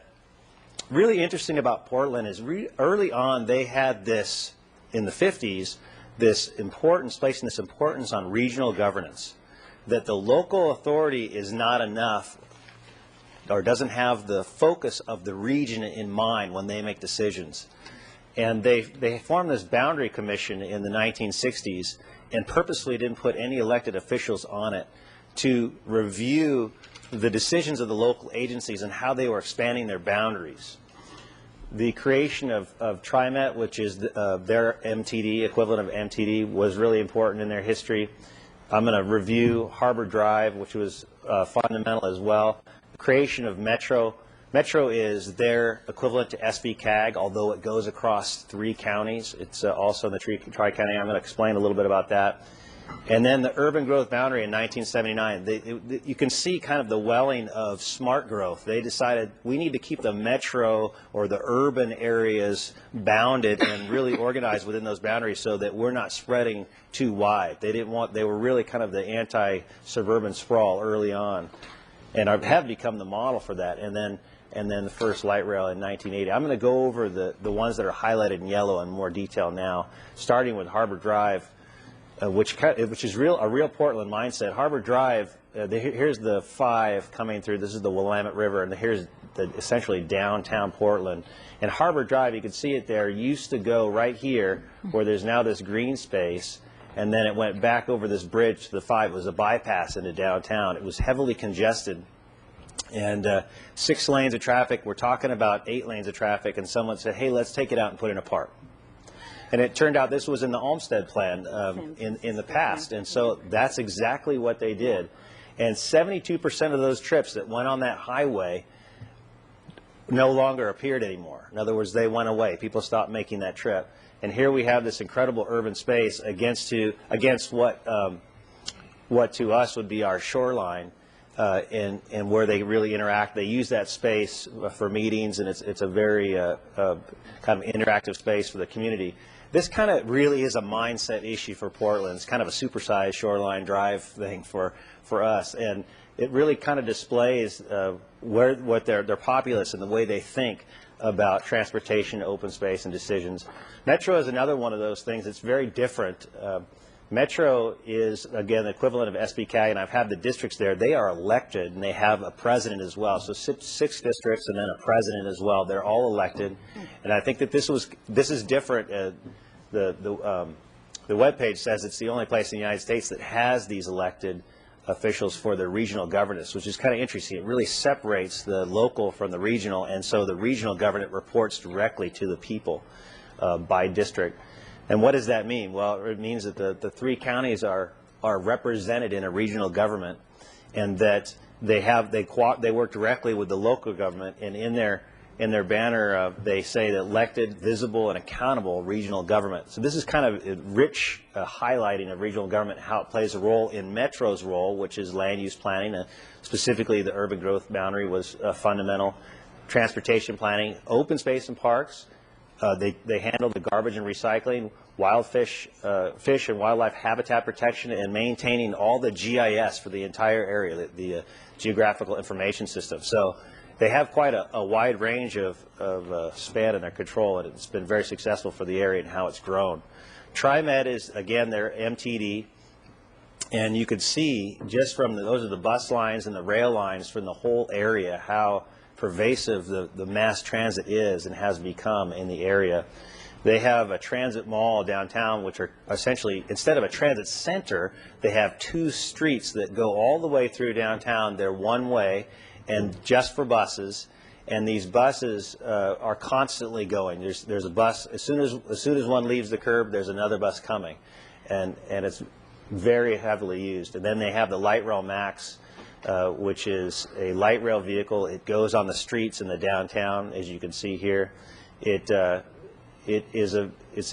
a low floor, so it connects right. There's a kind of a higher curb. It's about a 10-inch curb, so you can kind of get a gauge there what it's about. And then you can see the place for bikes. Portland's a heavily bicycle-friendly area. Lots of use on the light rail right now. It connects 2 outlying cities together through Portland, and also goes to the airport. The council members rode it from the airport to the downtown. And then the streetcar is a rail bus, essentially. It acts just like a bus. It goes in the street with the cars, and it's articulated, so it's a little bit bigger than your average bus. And what's neat about that is it's got the low floors, a lot more standing area, very crowded during the peak times for sure when we tried it out. And then also they have what we're proposing in Santa Barbara, the next bus, this Portland streetcar sign told you exactly when the next one was coming. It was very reassuring to know when we got to the stop that one would be there in 3 minutes. And then just to show you an overlay of the downtown, the shaded area around here, this is kind of a different concept. This is all a free fare zone area. So within the downtown, you don't have to buy a ticket. They really encourage those rides, and through that, they've increased their ridership significantly. So it really translated for more business for TriMet. And then for MAX expansion, they've got some pretty aggressive plans. They're going to, I just highlighted their expansion for the downtown. This is actually the bus mall right now, and they're going to put transit on the bus mall with the buses. And in connecting Union Station, this is their train station, their regional train service right here. And they were in the midst of constructing it. You can see the rails on the transit mall now. The rail is actually going to leapfrog the bus stops.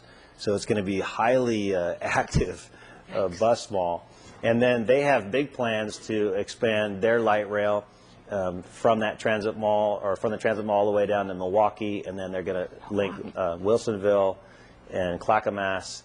So then they have also got plans to go to Vancouver, and so it's kind of getting Vancouver to cooperate. It's much like our Ventura Santa Barbara issue, trying to get Vancouver to really want to have the light rail.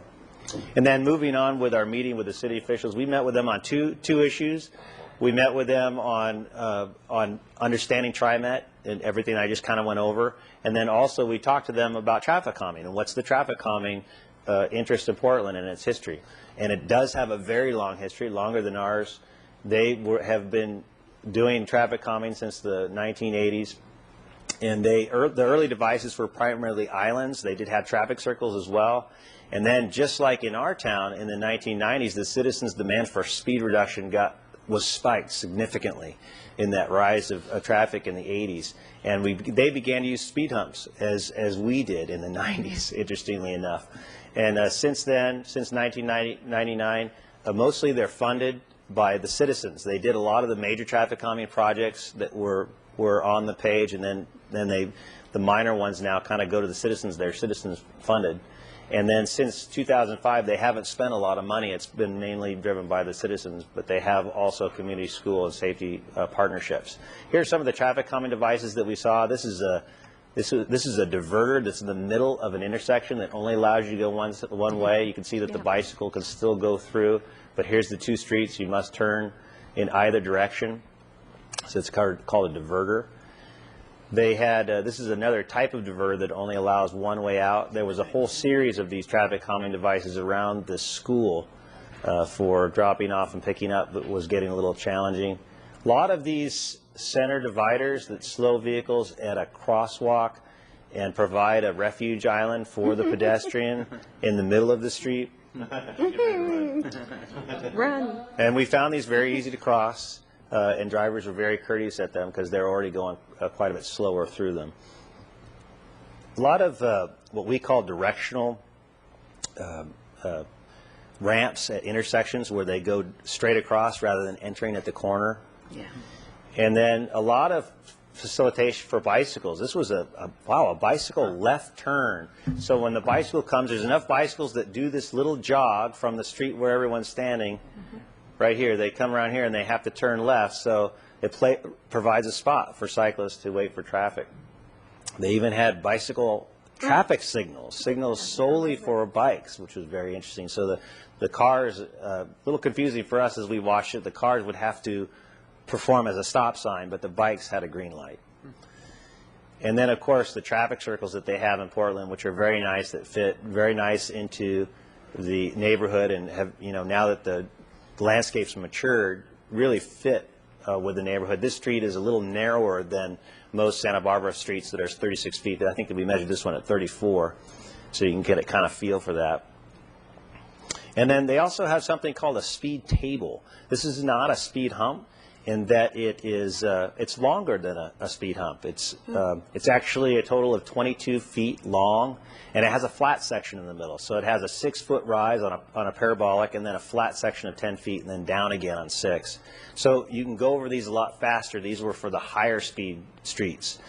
And many of these were being installed because of the residents, when they have to pay for them themselves. This one's only an $1,800 solution versus a traffic circle, which is $15,000. Also, these can be placed in the mid-block as well, which was an attractive thing for the traffic engineers there, although the traffic circles did show a mid-block reduction as well. Their focus of traffic calming really covers a wide range, much as ours has as well: speed and safe routes to school, pedestrian safety, bike safety, and just some general themes of the processes that they have for their speed focus. The one on the left is the kind of the traffic calming that the city has taken recently in having more complex multi-street. They have a single street methodology where the residents are more involved. They take ownership on a voting as well as paying for the projects, whereas on the more complex, it's more of a citizen committee driven with open house and advisory ballot with a council decision. So they're a little bit different ways of doing it. And that concludes my presentation. I'm sure the council members who attended would like to fill in some gaps that I've left out. Sure, that was wonderful. I hadn't seen some of those. The bicycle traffic light is interesting because some of the bicyclists around here just go right through stop signs or stop lights even. And maybe they need some okay to do that, or maybe they need to stop. Either way, very good. Did anybody who went? Anybody like Mr. Burnwell, I think? Thanks, Madam Mayor. It was a great trip to Portland. Portland's a great city. I think we all need to realize that Portland can do things that we can't do because it's a plus or minus 2 million people living in the greater area. A couple of my quick thoughts. One of them, there was a distinct difference between the downtown and the way it works and then the way the suburbs work. The downtown is very urban, and as Mr. Dayton showed, we had the streetcar and the bus and the metro and a few other things like that. And then it was interesting that throughout that downtown area, I never felt, and we were there for 4 or 5 days, I never felt as though the car was the dominant mode on the street. You always felt, as a pedestrian, that you were equal with the car.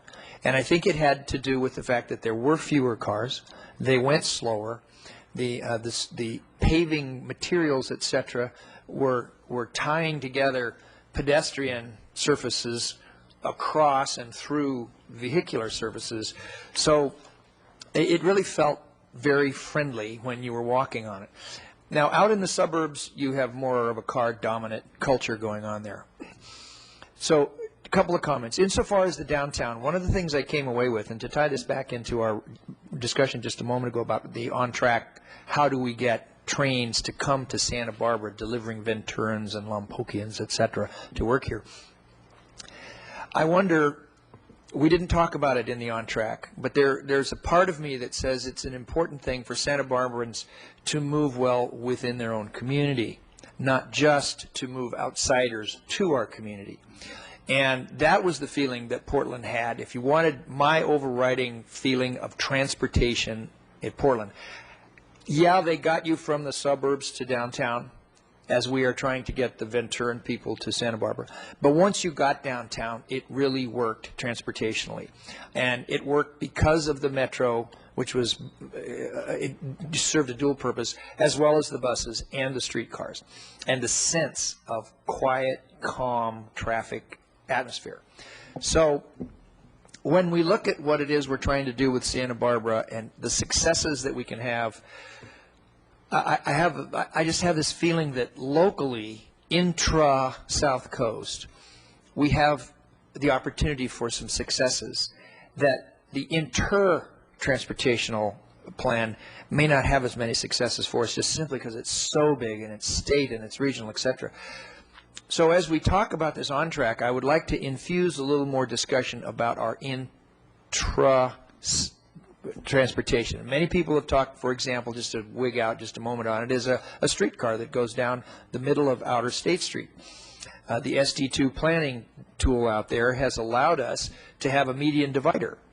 And what could we do with that? Well, maybe we could put a streetcar down the middle of that thing. Those kinds of processes, I think, would make us more of a Portland-ish, and that wouldn't be bad at all, because Portland was very, very nice town, one of the nicest I've ever been in my life.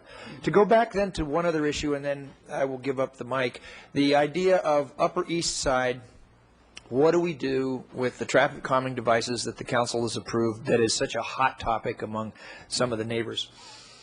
My own position on it is that it's taken an awful long time, and we still don't have anything. So we have a lot of community unrest on the general idea of having planned to put those things anyway. We voted to let 6 or 7 of those go in and as test cases. I have to say that I'm going to stick with that idea after my trip to Portland. Had I not gone to Portland, I would have been staunch to bring the issue back and have the council reverse its decisions and get those things out of the street. I don't know that the council would do that. I don't know that we could prevail in a council vote. But the thing that Portland taught me was that these devices need to be installed, they need to be landscaped, and they need to be made to look beautiful. And that was the thing that Portland showed.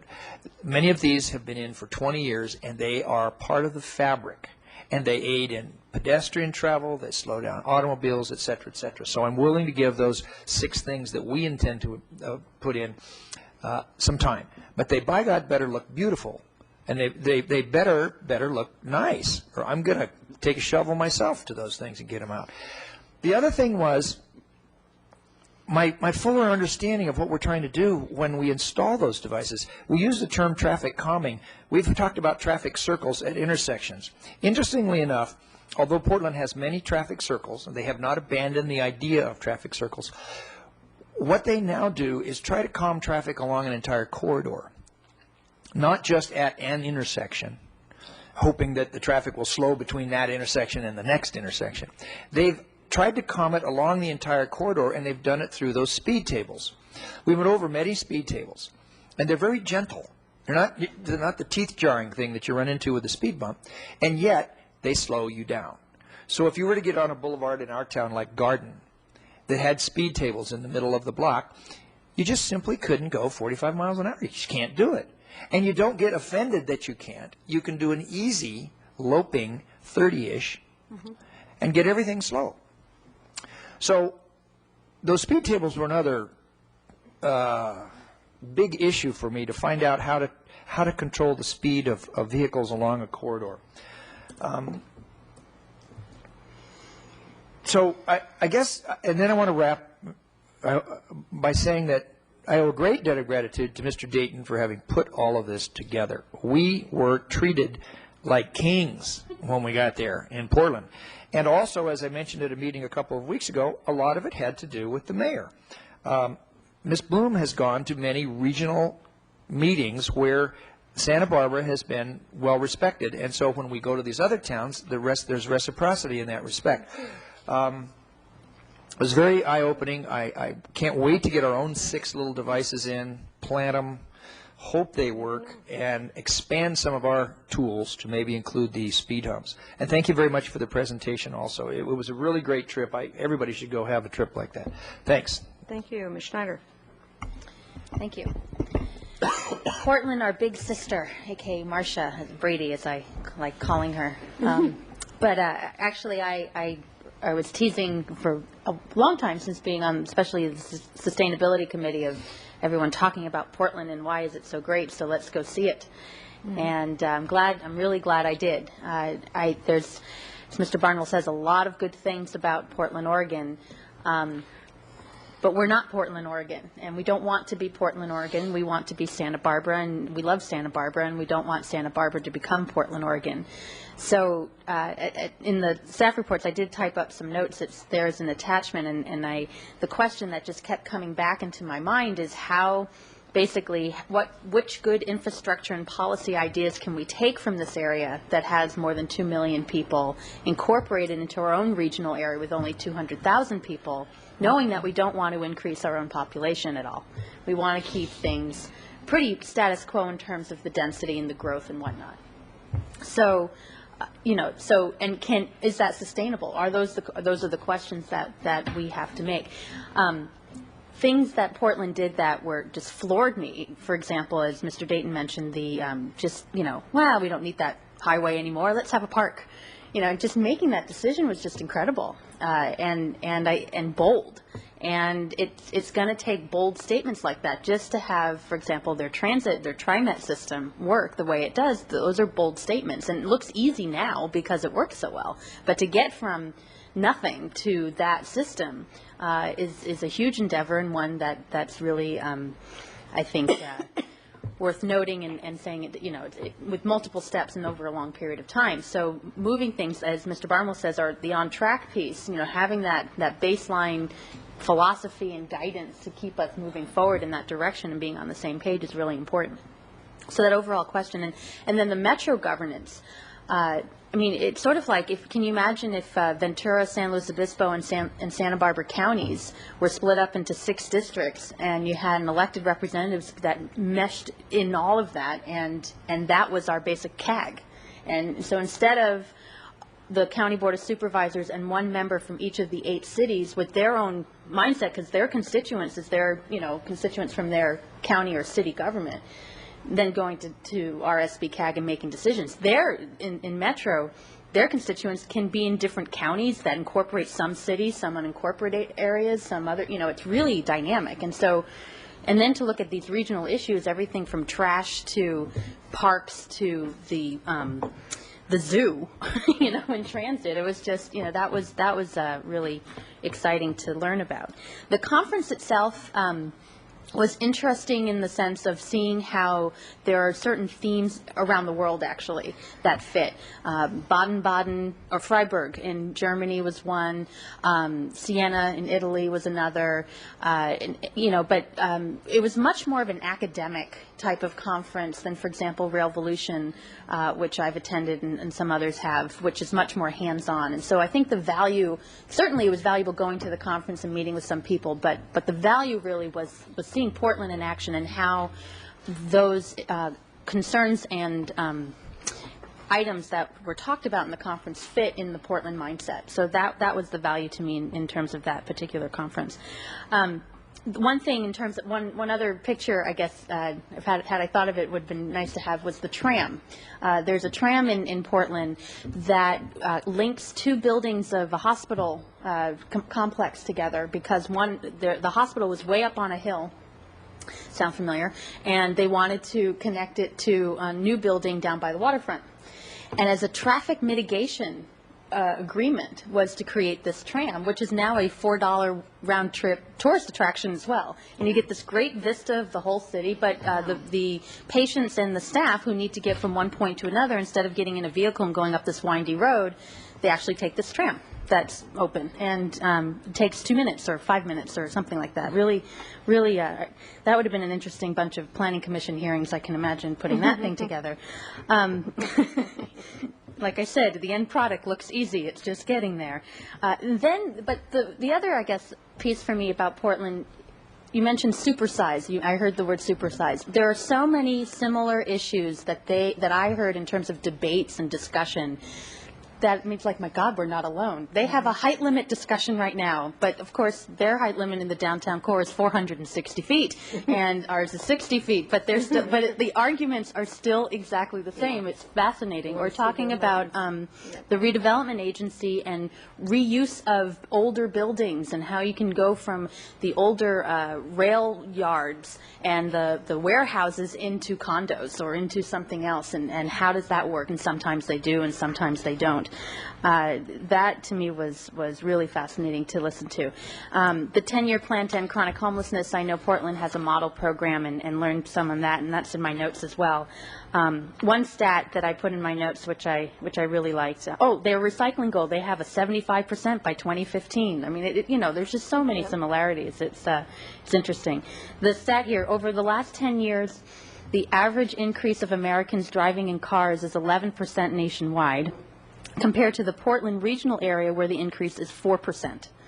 So, like I said, the bold decisions that they made related to transit and monitoring that and measuring that and seeing how it works. And as Mr. Barnwell says, that when you're in the middle of the city, you don't feel like you're in a congested city, even though it's 500,000 people in the greater downtown area. The last piece, which I think is a more policy thing that maybe we haven't done as the little sister, has to do with trying to piece together in a bigger or better way, or maybe it's a structural way, everything to do with mobility. And whether that's our parking garages, on-street parking, the financing of it, transit, the infrastructure, Americans with Disabilities Act, access and accessibility, the circulation element. We have all the components, but it sometimes feel like there's different pockets. We have the downtown parking committee here and TCC over there and this council committee over here. And not to say that Portland has that, I think, all wrapped up with a bow, but there are components that I think could, I don't know, and this seems like a general plan update of how can we better integrate all the different issues related to our mobility into the city, and just looking at this as an example. So I thought it was a fabulous trip, and certainly the field trip out into the, I guess it's a suburb, but it was like just across the river, and it was the single family neighborhood. Oh, that was one thing, and I know we all looked at in the City Hall. When you go into the Portland City Hall, you go into the front door, you turn left, I think, and it's the Office of Neighborhood Services, or something, and it was like, wow, they have a whole department for neighborhood associations and whatnot to get involved. It was fascinating, and of course they're bigger with a bigger budget, but it was great, and so we're very happy finally to bring this to council. I know you've been asking for what we did on our little trip up to Portland, so there you go. Thank you, and thank you to Mr. Dayton. That was a great presentation. Very good. Mr. Williams, did you have something? Sure, I didn't get to go, but it was great as someone that does occasionally go to conferences to try to learn a little bit more about what we should be doing or how to do it. It was really good to get this typed memo from Helene Schneider, who went through basically, on this trip I learned, for 2 pages, and I think especially that's good, transparent, accountable government, and shows that she's concerned about making sure that the voters know why she's doing this, and that she's not just doing this for fun. She's doing this because it's a good idea, and we learn things. The other thing I want to do is just say hallelujah about Brian Barnwell mentioning the need for dedicated transit lane along all of Upper State Street. I mean, there's no reason that buses pulling in and out and slowing down traffic is the best way to make things work. Yes. And there's absolutely no reason that a bus coming from downtown to the Camino Real shopping center should take, an hour. That should take half an hour if we really did things right. Sometime if we don't get that encased in another document, we're just going to need to sign something and bring that to council, because I think that should be a formal goal, and not just something that we think is kind of nice that should be in the State Street Plan. Yeah. So, Mr. House? I really do appreciate your giving us the report coming back. It's, one of the problems with somebody going on a trip like this is they get so much benefit, and it's so hard to communicate what you've gotten to everyone else when you come back. So thanks for taking this effort, and certainly to staff for doing the same thing. I don't know enough. I mean, I've been hearing it. I've gone to conferences, and I'm beginning to hear more and more about the public health and urban planning connection. And I want to hear more. I want to know more. I'm hungry for that. I think our community is as well. Biggest concerns I think people have when they hear about all these catch with the smart growth stuff, and then new urbanism and all that neo-traditional design and what's form-based codes and all these different things, is that it sounds like we're going to ruin our city by just piling them in and just making it just a crummy, yucky, blighted place or something.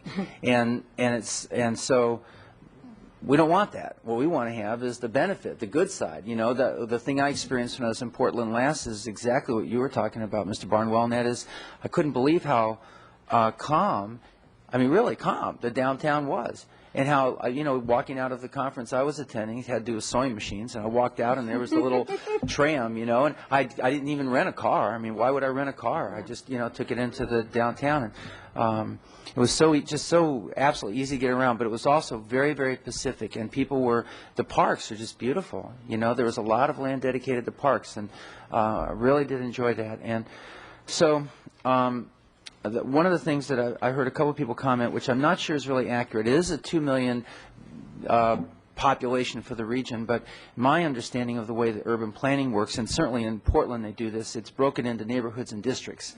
And those are very much like what we have here. We just have fewer of them.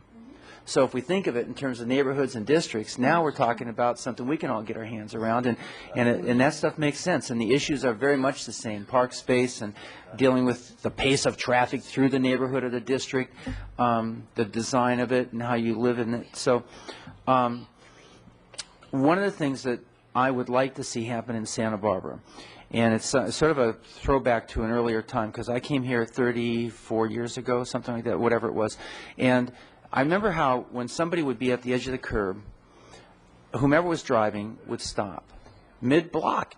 I mean, just stop and let them cross. I mean, like crosswalking was like not, it was fairly encouraged. It was almost like it was your street. If you were at the edge, people would give you the right of way. It was such a courteous thing. I'd never experienced it before, and that lasted for 5 or 6 or 7 years or so, and then began to dribble off. And now, I mean, you almost aim at them, So.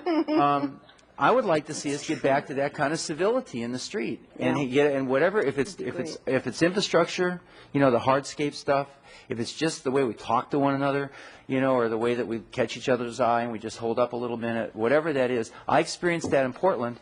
I experienced it here in Santa Barbara a number of years ago. I'd like to see us get back around to it, and I know an awful lot of people in the public world as well. So.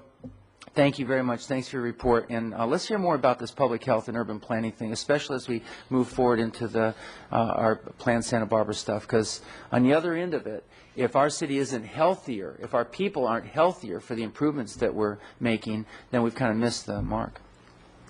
I think as I travel, I notice different cities, and the calmness that you're talking about in Portland is duplicated in cities that have an alternative way to get around, and it's interesting to me how that has happened. In Boston, believe it or not, you can stand on a corner and the traffic will stop and let you go across the street, which in Boston that didn't happen 20 years ago. So maybe our courtesy went to them or something happened.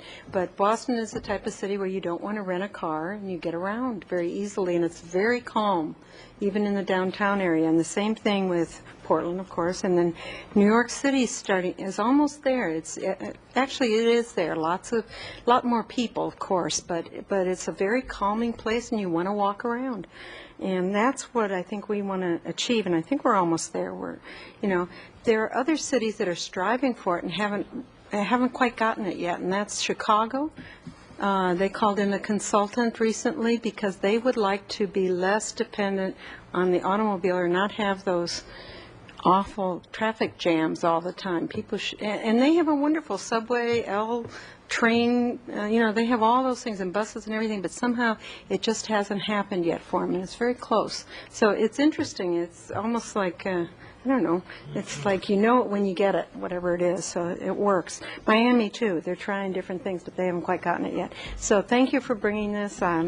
We kid about Portland, but I really think it's a wonderful Madam Mayor, city. may I just say one last thing? Go ahead. I think Mr. Barnwell really is onto something with this intra mobility thing or something. And we've been doing that a lot in terms of pedestrian orientation and stuff, and we've been focusing on the regional a lot. But there's something big about focusing right in up between Goleta and Carpinteria, Santa Barbara, or even as local as you get. I think that would be really good to keep emphasizing as we move forward with Plan Santa Barbara. Yeah, good Thank point. you very much. Good point. Okay, thank you very much, Mr. Dayton. You've done an amazing job today. There you go. Okay, on to item 24, please, and then we have closed sessions. Go ahead. Capital Improvement Projects Annual Report for Fiscal Year 2007. Okay, Mr. Kelly. Yes, Mayor, as Mr. Kelly is setting up, to complete the Public Works afternoon here. Right. Mr. Kelly's going to give our annual CIP report, and we're going to try out a little bit something different. We have a little video that was prepared for Santa Barbara TV, so Okay. we want you to kind of preview it, and it's a different way. I don't think I've ever seen a CIP report quite like this one, so I hope you enjoy it. So with that, Mr. Kelly? Great. Mr. Kelly? Yes, thank you. Mayor and Council, the purpose of today's presentation is to show some of the city's capital program accomplishments for our last fiscal year. Not only was there a significant amount of public works infrastructure improvements made, but also we'll be showing some of the quality of life improvements that we've made as part of the capital program. For a record $48 million program that we completed last year. The Council Agenda Report shows starts with a summary of some of the design that we have in progress, which is a significant amount at $172 million, as you can see here. Right now, we'll start off with some highlights of a few of those projects that are in design. The largest design effort is for the new airport terminal. The final design was just approved, matter of fact, just earlier today. The airport department has been very hard at work for some time moving this along. In fact, construction is now scheduled to start next year. It's going to be a significant project that will last approximately 3 years and be completed in the year 2011. Here's a photo of some vintage World War II pavement out in the south part of the airport that is proposed to be replaced.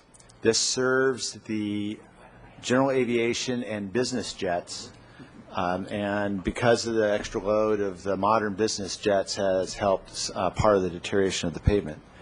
This is going to cost, the total project cost is about $2 million, and it's 95% funded by FAA grants. This Loma Alta is drive at this location is next to the Lower West Side neighborhood. The roadway was built in 1929. Originally, it did include lighting, as you can see on the picture on the left. However, the lighting has long since been removed for this stretch between the Lower West Side up to the top of the Mesa neighborhoods some time ago. You can see the beaten path here on the left. There are some significant challenges in the design where here's the shoulder, and the proposal is to build a new sidewalk on the old shoulder that where sidewalk didn't originally exist. As part of that also, we plan to put in street lighting as grant funding becomes available. We've just started our review with ABR to work through these design challenges and also the challenge of being able to meet the budget. One of the problems with the budget is that it was approved in 2002. The original grant funding was approved in 2002, but because of the state funding problems, the funding is just now becoming available for us to build. So we're piecing it together, but we believe this is a great neighborhood program or improvement. This next project is about looking at ways to improve the quality of the city's reclaimed water. The reclaimed water is created at the El Estero treatment plant at this tertiary filter by going through a filter process of the plant's effluent, sewage effluent. The use of the reclaimed water is primarily for irrigation, and it is a substitute for potable water, so it is an essential resource for the city. And you can see from the picture on the right that it can be successfully used for flowering plants. But in spite of that, the city is still very interested in improving the quality of that reclaimed water, so it encourages even more people to use it for irrigation. This is a RDA project at essentially the doorstep of the city on East Cabrillo, where you can see the need to replace some of the deteriorating sidewalk here, and then some of the old aesthetic challenges of just a dirt parkway. Here is the large-scale plan. This landscaping strip will be placed in areas where there currently is no parking, so people aren't going to be walking across here. And then the remaining dirt parquet will be replaced with concrete and a slightly different concrete pattern than the existing sidewalk. And then there'll be periodic little islands of landscaping that will provide a 2-foot step off for people in the that are parking there. Now, this has gone through a significant amount of development through the Historic Landmarks Commission and the Parks and Recreation Commission, as well as the Arts and Crafts Show there. And just talking with RDA staff, we are pushing forward to get the final approvals and hope to start construction for minimum disruption to the public at large this coming winter. Here is a detail of that, some of the ideas that we have there that were developed. Now, this is another RDA project, also at the city's doorstep, this time on the West Beach.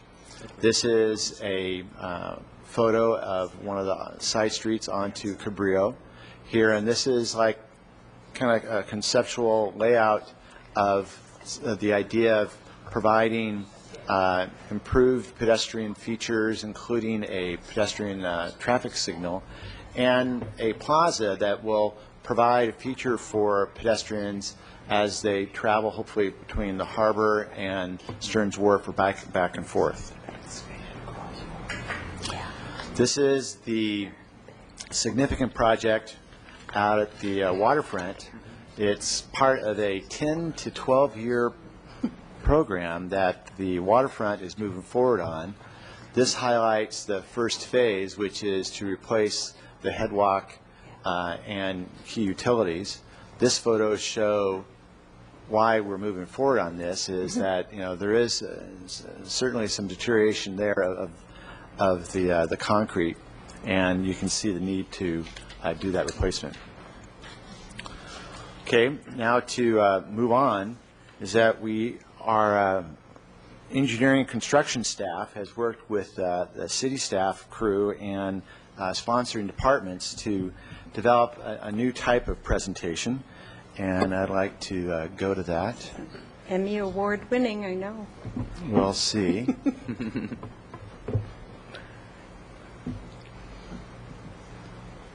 Restart. Start.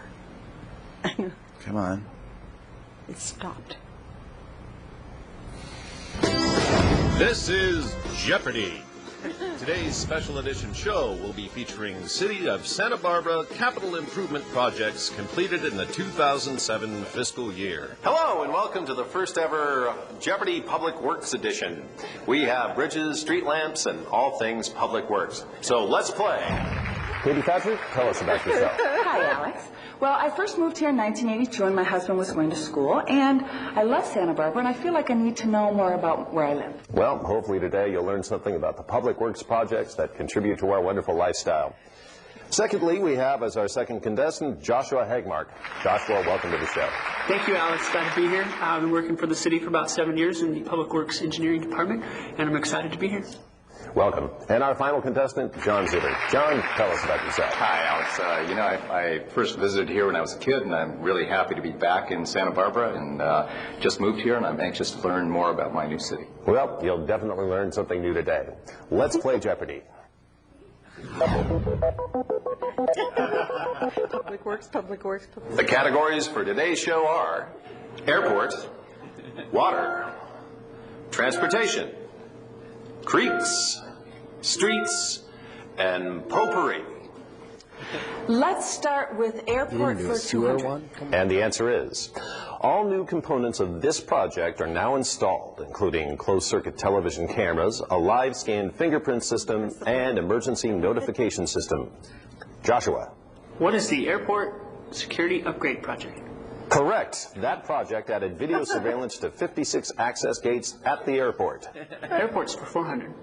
And the answer is the Taxiway M project, which minimizes the chances for a runway incursion, involved construction of a new taxiway this many feet wide. Joshua. What is 90 feet? Yes, this project also added a new service road and allowed for public access to the Goleta Slough. Alex, I'll take airport for 600. The answer is, this project involved native plant restoration and enhancement of a 25-acre site located between UCSB Bluffs and Tecolotido Creek. Click on? Yeah. Joshua again. What is the Area I mitigation and creek corridor clearing? Well done. To mitigate the impacts to the Airfield Safety Project, ASP, about 8 acres of new wetlands were created and 4 acres of existing wetlands were enhanced in the Goleta Slough. That guy a raise. Airports for 800, please. And the answer is, as a result of flooding in the 1990s, the Federal Aviation Administration funded a drainage study and determined that the airport drainage system could be improved. The results led to this project. John. What is the mission? No. Joshua. What is the airfield storm drain rehabilitation? Great job! The drainage system was improved by increasing pipe sizes and slopes, changing from rough pipe to smooth pipe, making modifications to inlet and outlet structures, and installing 2 new segments of storm drain pipe. Let's finish off airport. The answer is, this project included the replacement of a bridge on Santa Barbara Airport property. Joshua. What is the Verhill Road Bridge at San Pedro Creek? That's the one! The project also consisted of realigning a portion of the existing Goleta Sanitary District sewer main, installing a City of Goleta storm drain crossing Fairview Avenue, construction of a new single-span concrete bridge across San Pedro Creek, improvements to adjacent creek banks, installation of new airport fencing and gates, a new access roadway, and removal of the existing wooden bridge. There's a lot more than just replacing a bridge. Alex, let's try water for 200. And the answer is, in order to increase the capacity of the collection system and reduce the incidence of overflow at Spring Street, this project was completed in March of 2007. Joshua. What is the sanitary wet weather capacity project? Right again. I'm sure residents of the area are very grateful for 3,200 feet of new sewer main. Alex, let's go with water for 400, please. And the answer is, the Campanile Pump Station project consisted of upgrades for the pump station, including upsizing the pumps to better meet peak demand flows, upgrading the electrical service from 2-phase to 3-phase power, and replacing all related electrical equipment in order to increase this. Joshua. What is energy efficiency? That's right. The increased energy efficiency will ultimately result in lower operational costs. I could have got that one. Yeah. Water for 600. And the answer is, the main elements of this project were the construction of 2 buried 6.5 million gallon capacity concrete reservoirs and conversion of the parcel to a passive open space. John. What is the mission? No. Joshua? What is the Sheffield Water Quality Improvement Project? Correct. The open space has over 35,000 new plants and has really enhanced the neighborhood, providing an area for residents to walk, run, and enjoy the outdoors. Alex, let's do water for 800, please. And the answer is, this project was performed in response to land movement in the area that has compromised the integrity of the existing sewer pipes. Joshua. What is the Conejo Lane Sewer Main Rehabilitation Project? Right again. The project rehabilitated 1,700 feet of wastewater main. Let's finish off water.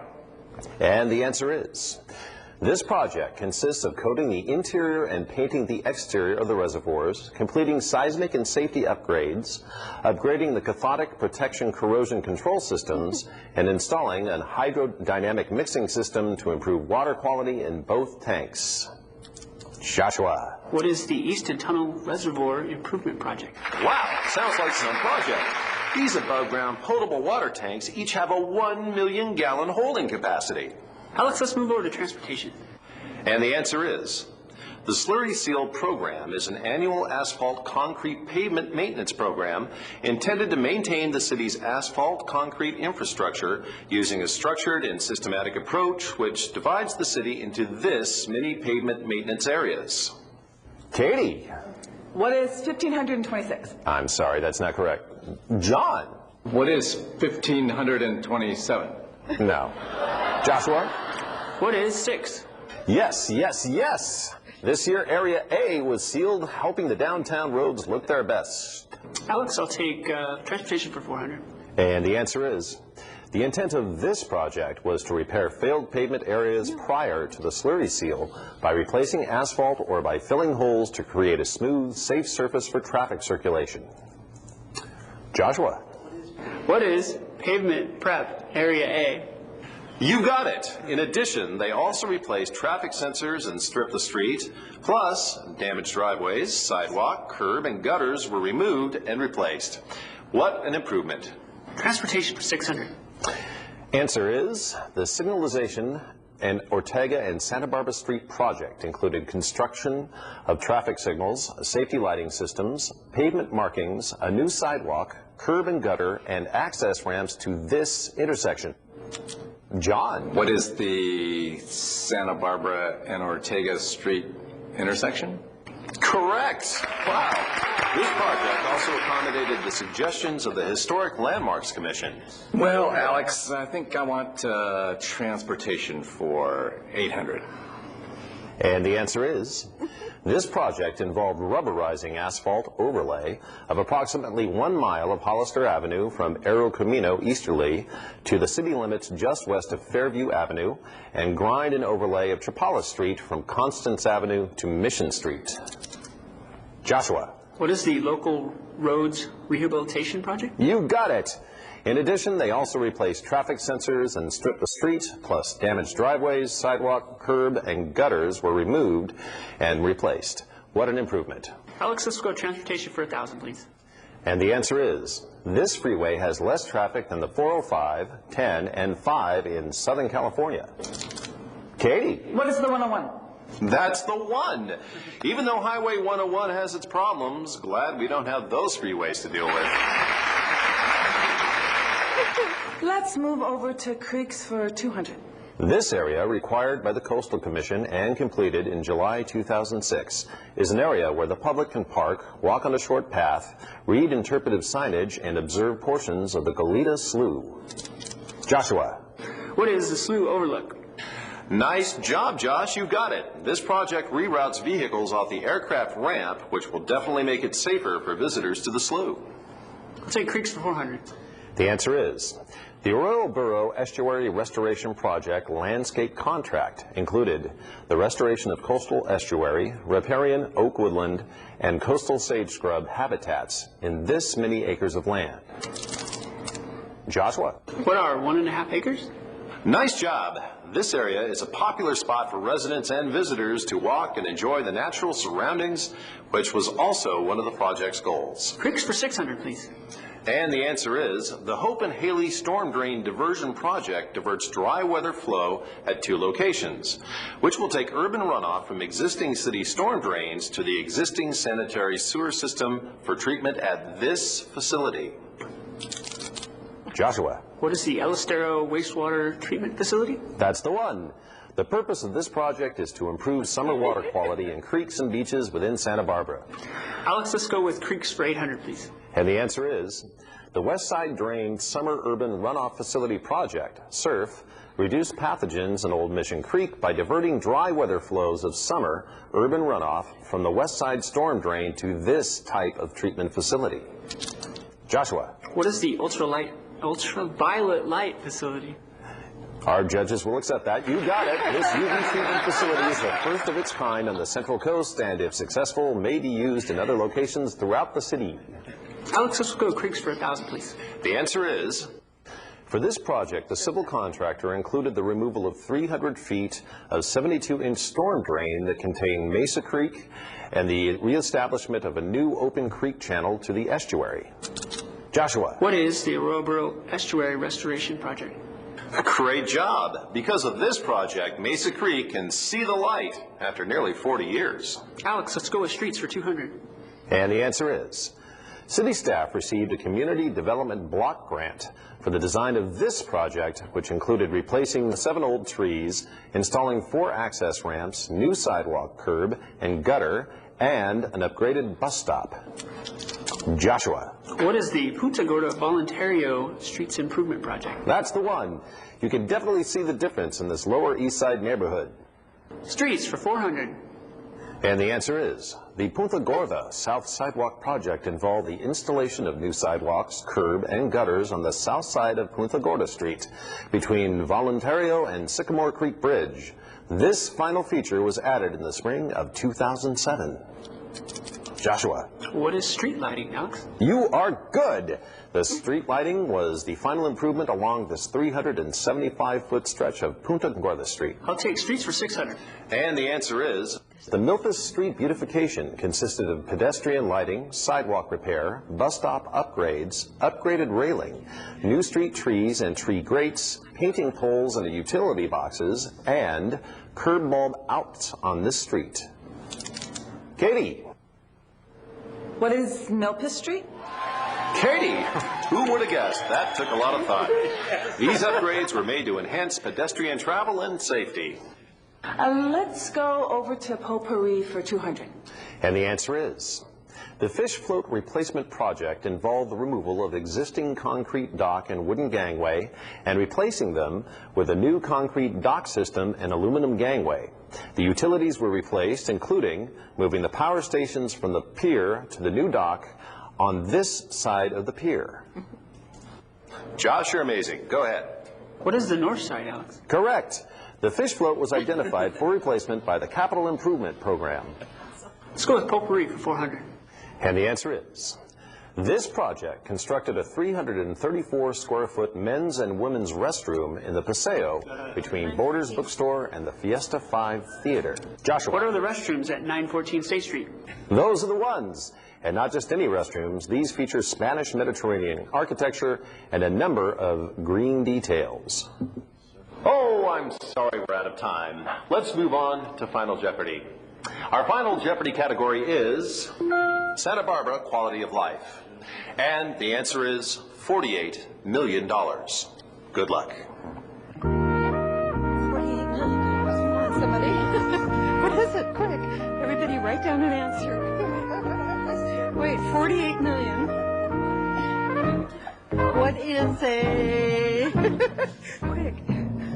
And time's up. Pencils down. Let's see how they did with the answers. Let's start with Katie. How much I spent on shoes last year? We're all sure you did, Katie, but that's incorrect. So sorry. Let's move on to John. What is the mission? No, John, that's incorrect. And moving on to our final contestant, the amount of money Public Works used in 2007 fiscal year to improve the quality of life for the people of Santa Barbara. And the answer is yes, yes, yes. Congratulations, Joshua Hagmark. You are the 2007 Jeopardy champion for Public Works. Give him a round of applause. Well, we hope you all learned something today about Santa Barbara Public Works here in 2007. And until next year, enjoy your city.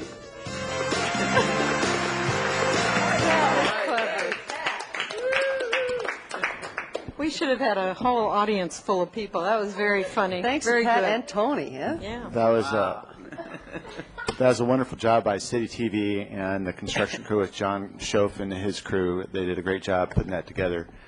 And it was focused on showing the quality of life in an entertaining way, that there's a lot of different things we do than just, replacing pavement.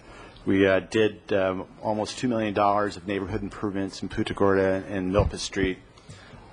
Close to $14 million out at the airport, and the creeks projects themselves were over $3 million. Wow. It's amazing. We were afraid we were going to miss this because we were going to be bumped off by other stuff. So I know. We didn't want to bump you off. We won't ever do that again. very, very You got to good. top that. Yeah. Well, you That gotta was top really it wonderful. somehow, so. Really wonderful. Madam Mayor, when I first got on the council, the Public Works presentations could not do more than the overhead projector. Right. And That's now right. they're like Hollywood all the way. That's That was right. really great. Congratulations. Very good. We ought to give that guy a big medal at the employee picnic. Oh, yeah, no, the engineer. but who Josh was- Hegmark was Yeah. one of our supervising civil engineer. Yeah, but who was the MC? Some people that City TV works with. An actor or something. Yes. He was good. I City, would vote City for TV him. recruits these City people. TV. I don't know where. We let him out they of the find basement, them, and look but- what happened. I'm telling you, it's really wonderful. Thank you so much. Okay, now that we're all awake, item 25 and 26, you want to go ahead and read? Item 25, closed session for conference with legal counsel regarding pending litigation. And item 26, a closed session for conference with real property negotiators regarding the Maritime Museum. Okay, and we don't expect anything, so we'll adjourn out of those two closed sessions. Thank you very much. And we'll see you in 3 weeks.